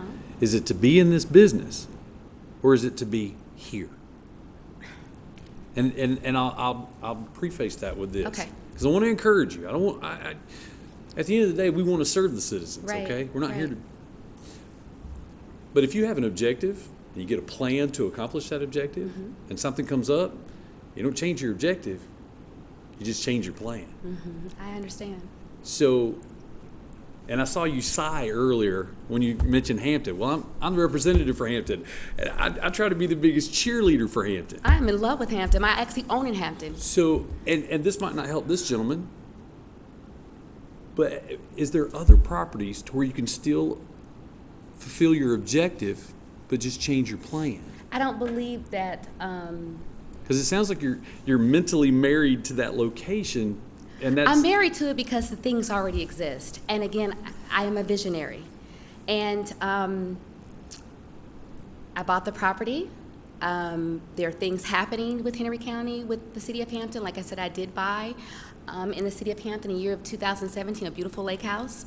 I see so many things for the city of Hampton, especially with all the building and infrastructure happening. And especially on Old Highway 3. I see it. It will come. I believe that a martyr is being talked about, bringing Atlantans more closer. Hampton could be super savvy, super savvy. And I want to be, I want to partake in that particular. And like I said, I do want to be the corridor. I want to be the beginning of it as you enter on that particular highway into the city of Hampton. It's Mrs. Grady, right? It is Mrs. Grady. Mrs. Grady, if you can't meet your objective through this process, come see us in Hampton. We'll find you a place. Okay? Okay, thank you. I thought, yeah, okay. Any additional questions for the applicant? Okay. If there's no additional questions for the applicant, you may be seated, ma'am. Thank you. Okay. At this time, we'd like to call forward anyone wishing to speak in favor of this case.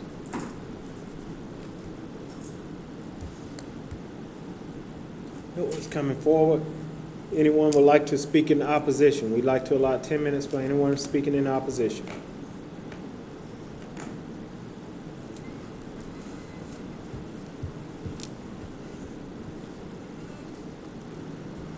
Robert Tucker again, Concord Road. If I'm not mistaken, there are empty storefronts in Lovejoy, Hampton, in that Highway 81 area. That's might be a good place for this. Keep the commercial where the commercial's already at. Okay. Thank you. Okay, no one else is coming forward. Does the board have additional questions for the applicant or staff? Or if not, call the case, please. Case number RZ-18-23, Flora Grady of Lovejoy, Georgia, requests a rezoning from RMH, Mobile Manufactured Homes, to C3, Highway Commercial, for property located at the northwest intersection of Carl Parker Road and Old Highway 3 and Land Lot 166 of the 6th District.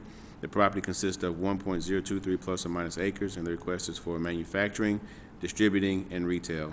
This property is located in Commission District 2 and was presented by Mrs. Yuritsa Nieves, Planner 2. Okay, we've heard the case. Do we have a motion? I do. I have a motion that the board agrees with staff recommendation to deny RZ-18-23. Have a motion. Do I have a second? A second. Okay, a motion and a second. Any discussion? All in favor? Motion carries. Okay. Thank you. Call the next case, please. Case number COMP-AM-18-05. Gene Morris of McDonough, Georgia, requests a comprehensive plan amendment for property located west of 3248 Highway 81 West and Land Lot 185 of the 6th District. The property consists of 7.05 plus or minus acres, and the request is to amend the land use map designation from high-density residential to commercial. This property is located in Commission District 2 and will be presented by Mr. Stacy Jordan Rudisill, Chief Planner. Good evening, Board. Good evening. The case before you tonight is very close to the subject property of our previous hearing. So to get your bearings, this is Old Highway 3. This is the realignment of Highway 81, and I believe it was mentioned before at this meeting that there's a new light there at the new four-way intersection. The subject property is indicated in green, so it's immediately to the east of property that is already currently designated for commercial land uses. So the applicant is requesting that the future land use map be changed from the current land use designation of high-density residential to a designation of commercial. And the purpose is to support the concurrent request of the applicant to rezone from RM, multifamily residential, to C3. You'll notice that the original staff report includes staff recommendation for denial. Staff is modifying its recommendation from a recommendation of denial to a recommendation of approval. One of the things that we take a look at is the current conditions of the area and also the feasibility of the development of the subject property. And one of the things that we have done is to take a closer look at these merits of the subject property. So we've looked at the fact that the highway has been realigned.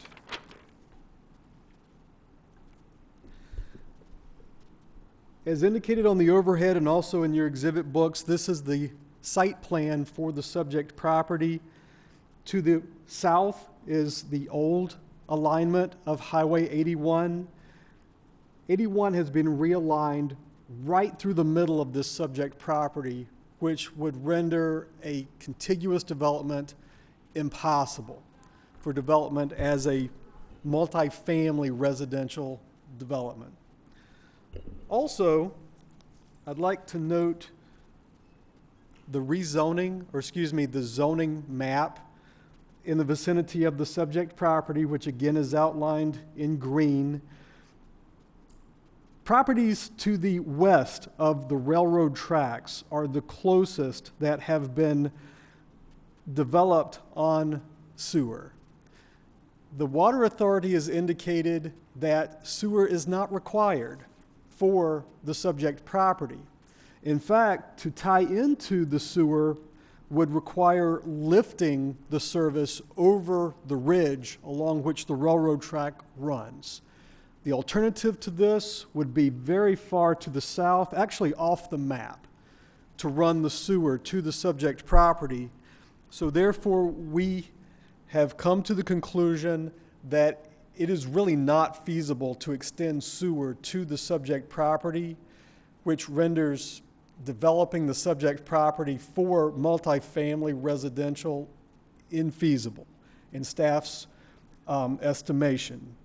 So therefore, we have modified our recommendation of denial for the subject property to a recommendation of approval to change the land use map designation on the future land use map from high-density residential to commercial. And I'd be pleased to answer any questions. Does the board have a question for staff? Not at the moment. Well, I have a question in reference to the adjacent property. As of now, that's zoned, what is the zone of that property? Okay, so I'd like to indicate on the zoning map, since this is a zoning question, this brown color, which it's all throughout the vicinity of the subject property, is an RM zoning, a multifamily residential zoning. So in the past, this area has developed with very small lots and in some cases multiple dwelling units on the same parcel, which is likely why this area was given an RM zoning in the first place. With today's standards, we're looking at possibly an apartment complex or a townhouse development or a condo development, something that would require sewer. But again, it's not feasible to extend sewer in this area. Regarding other zonings, the realignment of Highway 81 has created what we expect to be a new commercial node. So on the southeast corner of the new intersection of Highway 81 and Old Highway 3, there is an existing strip commercial shopping development. On the northeast corner, there's an existing home. So in the future, it's likely that that corner will develop for commercial purposes. But it's not, we would not want to hold the subject property hostage waiting on the corner to develop before we would recommend approval of commercial, knowing that it's not feasible for the subject property to be developed under its current zoning of RM. And those commercial properties are on sewage? No, they are on septic. They are on septic, that is correct. Okay.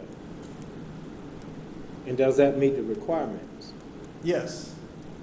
Yes, that is correct. And in fact, the applicant, and we'll get into this more in the next hearing, the water and sewer letter that was required as part of the rezoning application indicates that the subject property is suitable for on-site septic.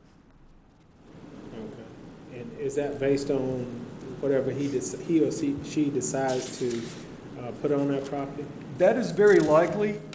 The letter or the form that was provided by the health department doesn't specify, but a commercial development is not typically so intensive with wastewater as a single-family home would be, which has a shower and persons who may be there 24 hours and so forth. Okay. Any additional questions for Mr. Richard? I don't know if this is a question or perhaps just a brief comment. The areas that are shown in the brown on the zoning map that was up here before, they really have its roots back to 1963 when Henry County first adopted zoning. One of the zoning districts was called RM 75. And it was a type of zoning which is maybe not desirable today, but it allowed mobile homes, single family, multifamily dwellings, all under the same umbrella. So actually, there could be some parcels that could be developed with 3 different types of land uses. And to compound some of the problems, and this is reflected in the layout of lots shown on the map today, by 1982, the county really had to operate out of 5 different zoning ordinance, if you can imagine that. A 1963 ordinance, a 1982, and several others, in between. By 1986, all of those were eliminated and then combined into a new single, ordinance. And of course, we've had subsequent improvements, to the ULDC that we have today.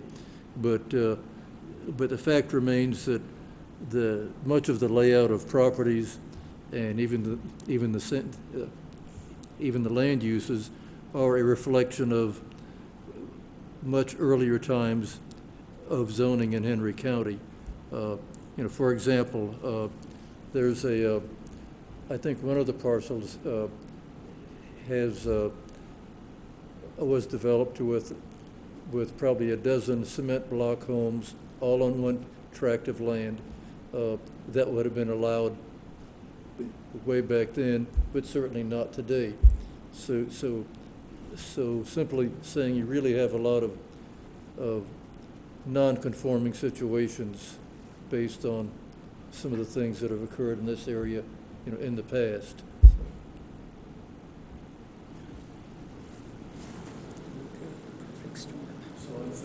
Okay. Any additional questions for staff? If there's no additional question, we'd like to call the applicant, please.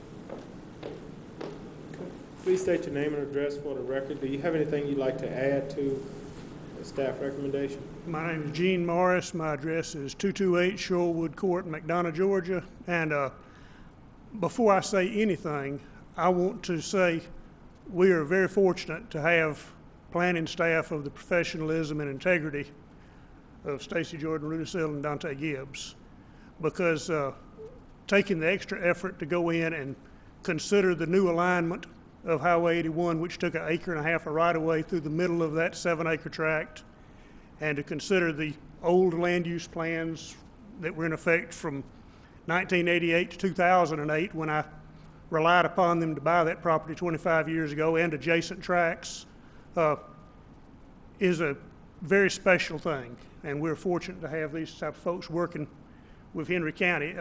If I may, there was a question about the adjoining property. The shopping centers join me on the west. The property to the east of that C-shaped piece right there, I own those parcels also. There's 4 parcels there, and I have 16 rental houses on those. So basically, there's a shopping center, C2 and C3 zoning on that side. To the east of me, there's 10 acres that's zoned C3 that is currently a big gravel truck parking lot from a previous zoning when this was in the land use plan commercial at that time. So I'm kind of wedged in between C3 commercial on both sides. And that 7-acre tract being unusable as it is, I'm coming before you saying, we need some relief. We need to be able to get this rezoned commercial so it can be put into use. If sewer were available there on the 14 plus acres that I have at 16 units an acre, there'd be a possibility of over 200 apartments.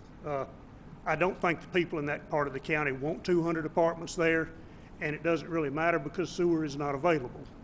So basically I have undevelopable land in that 7-acre tract. I left the tract sized as the road split them as a 3-acre tract and a 4-acre tract so there would be no doubt that there would be sufficient area for septic and sanitary sewage disposal on the properties. Does the board have questions for the applicant? If not, you may be seated, sir. Okay. At this time, we'd like to allot 10 minutes for anyone speaking in favor of this case. 10 minutes for anyone wishing to speak in favor of the case. No one's coming forward. We'd like to allot 10 minutes for anyone speaking in opposition of the case. Does the board have any additional questions for the applicant or staff? Okay, call the case, please. Case number COMP-AM-18-05. Gene Morris of McDonough, Georgia, requests a comprehensive plan amendment for property located west of 3248 Highway 81 West and land lot 185 of the 6th District. The property consists of 7.05 plus or minus acres, and the request is to amend the future land use map designation from high-density residential to commercial. This property is located in Commission District 2 and was presented by Mr. Stacy Jordan Rootsil, Chief Planner. Okay, we've heard the case. Do we have a motion? I do. I would like to make a motion that the board agree with the revised staff recommendation to approve COMP-AM-18-05. We have a motion. Do we have a second? Second. We have a motion and a second. Any discussion? Okay. All in favor? Motion carries. All right, thank you. Call the next case, please. Case number, excuse me. Case number RZ-18-24. Gene Morris of McDonough, Georgia, requests a rezoning from RM, multifamily residential, to C3 highway commercial for property located west of 3248 Highway 81 West and land lot 185 of the 6th District. The property consists of 7.05 plus or minus acres, and the request is for future commercial development. This property is located in Commission District 2 and will be presented by Mr. Stacy Jordan Rootsil, Chief Planner. Good evening, Mr. Chairman. Good evening. Board members. This is the concurrent case from our previous request. The applicant is requesting to rezone the subject property from RM multifamily residential to C3 highway commercial for the purpose of marketing the subject property for future commercial development. The subject property is located within the highway corridor overlay district. The staff recommendation as included in the original staff report is being modified from denial to approval, based in part upon a more in-depth look at the realignment of the road, the zonings of nearby parcels, and the character of the area. The applicant has stated that it's not feasible to develop the subject property under its current zoning of RM, multifamily residential, because sewer service is not available. Having recommended a commercial land use designation on the future land use map and based upon the merits presented, staff recommends approval of the applicant's request. Does the board have any questions for staff? I do. I'm just curious at what point you did decide to revisit this, and was there a specific trigger for you to do that? Yes, we were very happy with the subject property's current zoning. It seems very appropriate to have residential development within walking distance of a commercial node, and especially an emerging commercial node such as this one. That was exciting for me as a planner, and it wasn't until the applicant contacted staff once the staff report was published to reiterate, hey, the sewer's not there for the development of the subject property under its current zoning. And so I was able to get together with the director of our department to revisit this. And it's not often that we change our recommendation, but in this case, it may be technically and engineering-wise something that could physically be done, but to extend the sewer for such a distance and to have to deal with receiving railroad approval and to receive the approval of the Water and Sewage Authority to even put in a lift station, it really did seem infeasible. in the estimation of staff. Sure. It is possible, and it does happen, that after different planning departments go through a comprehensive land use plan update, that we find, or other departments and other jurisdictions find errors. And in some cases, what we'll find is we'll go through a process like this and notice that, hey, the precedence here is commercial, but the future land use shows medium density or high density, and then realize that this may have been an oversight in the process. So that's one of the other things that I took into consideration when I met with Stacy and Mr. Morris, is that this is actually an error that needs to be corrected, and that it was an oversight through that 2-year process. 322 square miles, you're bound to miss something. So it happens. Right. Yeah, that makes sense. I appreciate that. It's good to have the explanation as to why. Yeah, Sure. Thank you. Okay, Mr. Richard.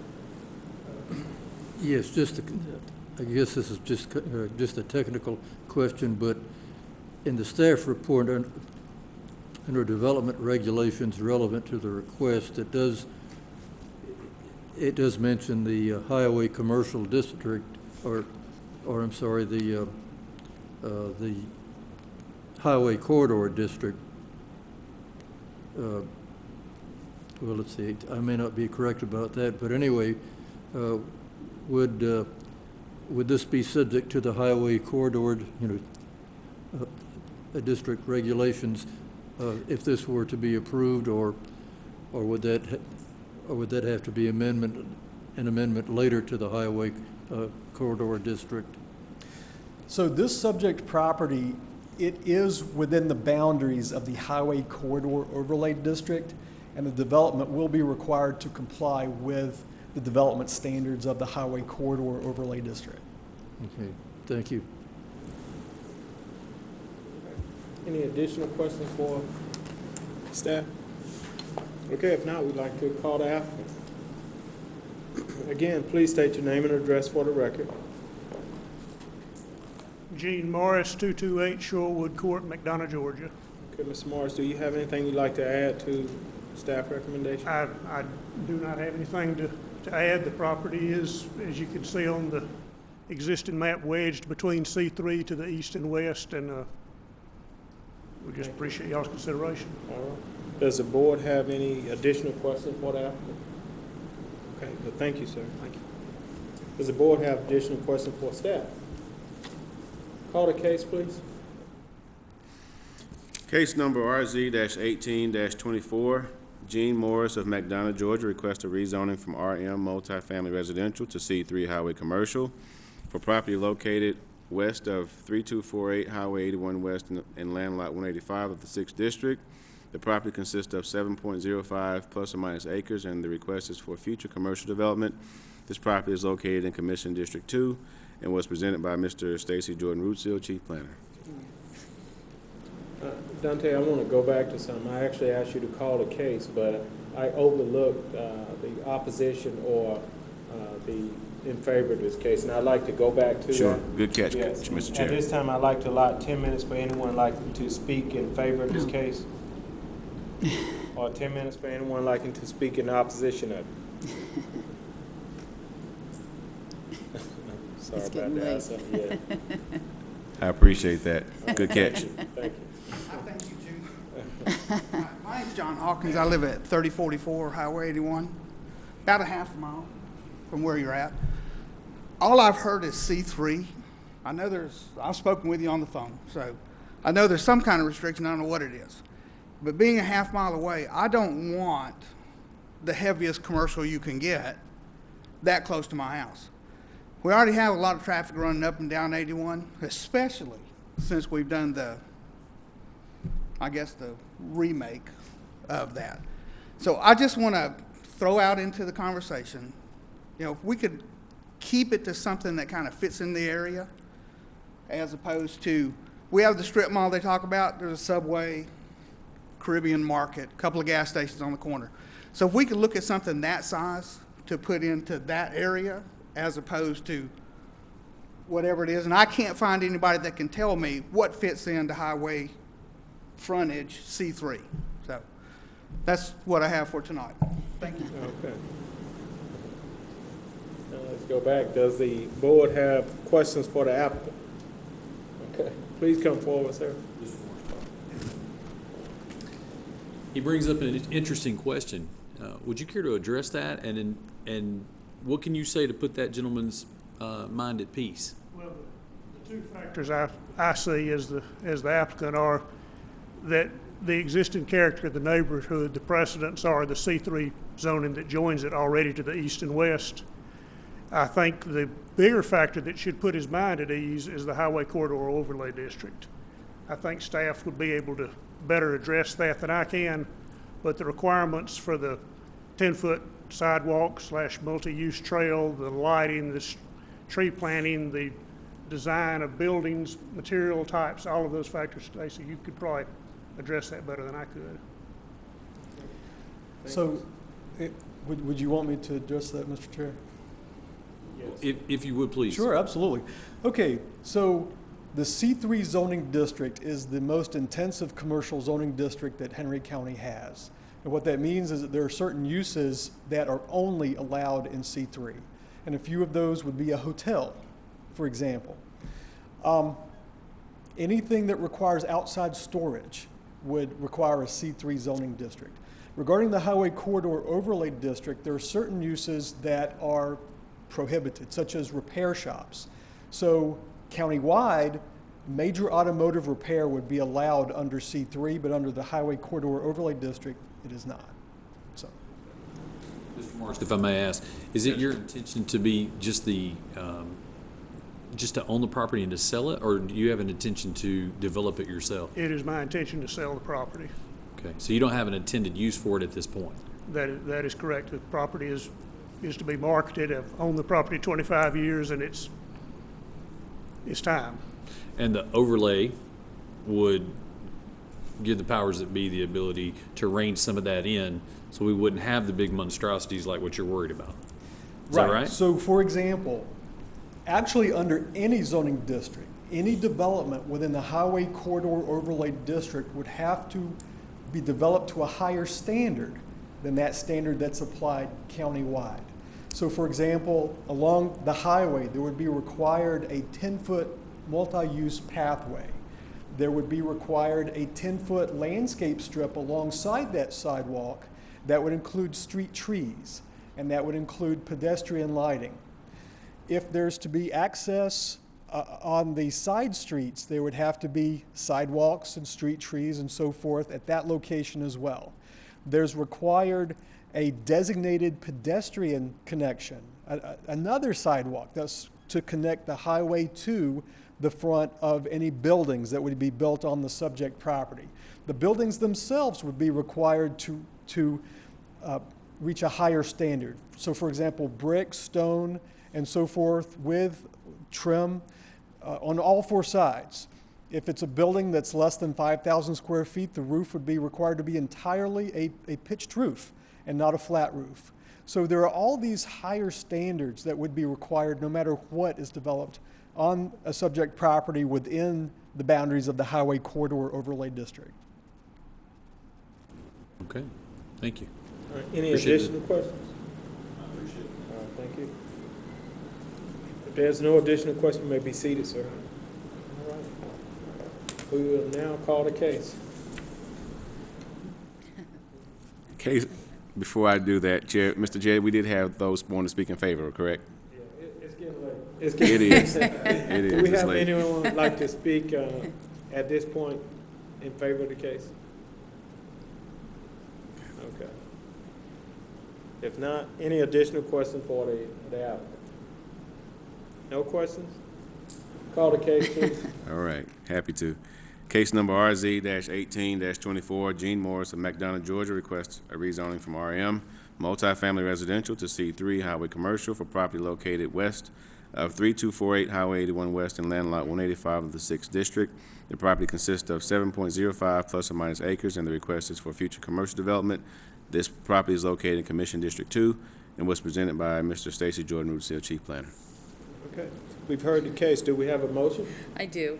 I would like to make a motion that the board go ahead and agree with staff recommendation, the revised recommendation to approve This is RZ-18-24. Okay, we have a motion. Do we have a second? All right. Any discussion?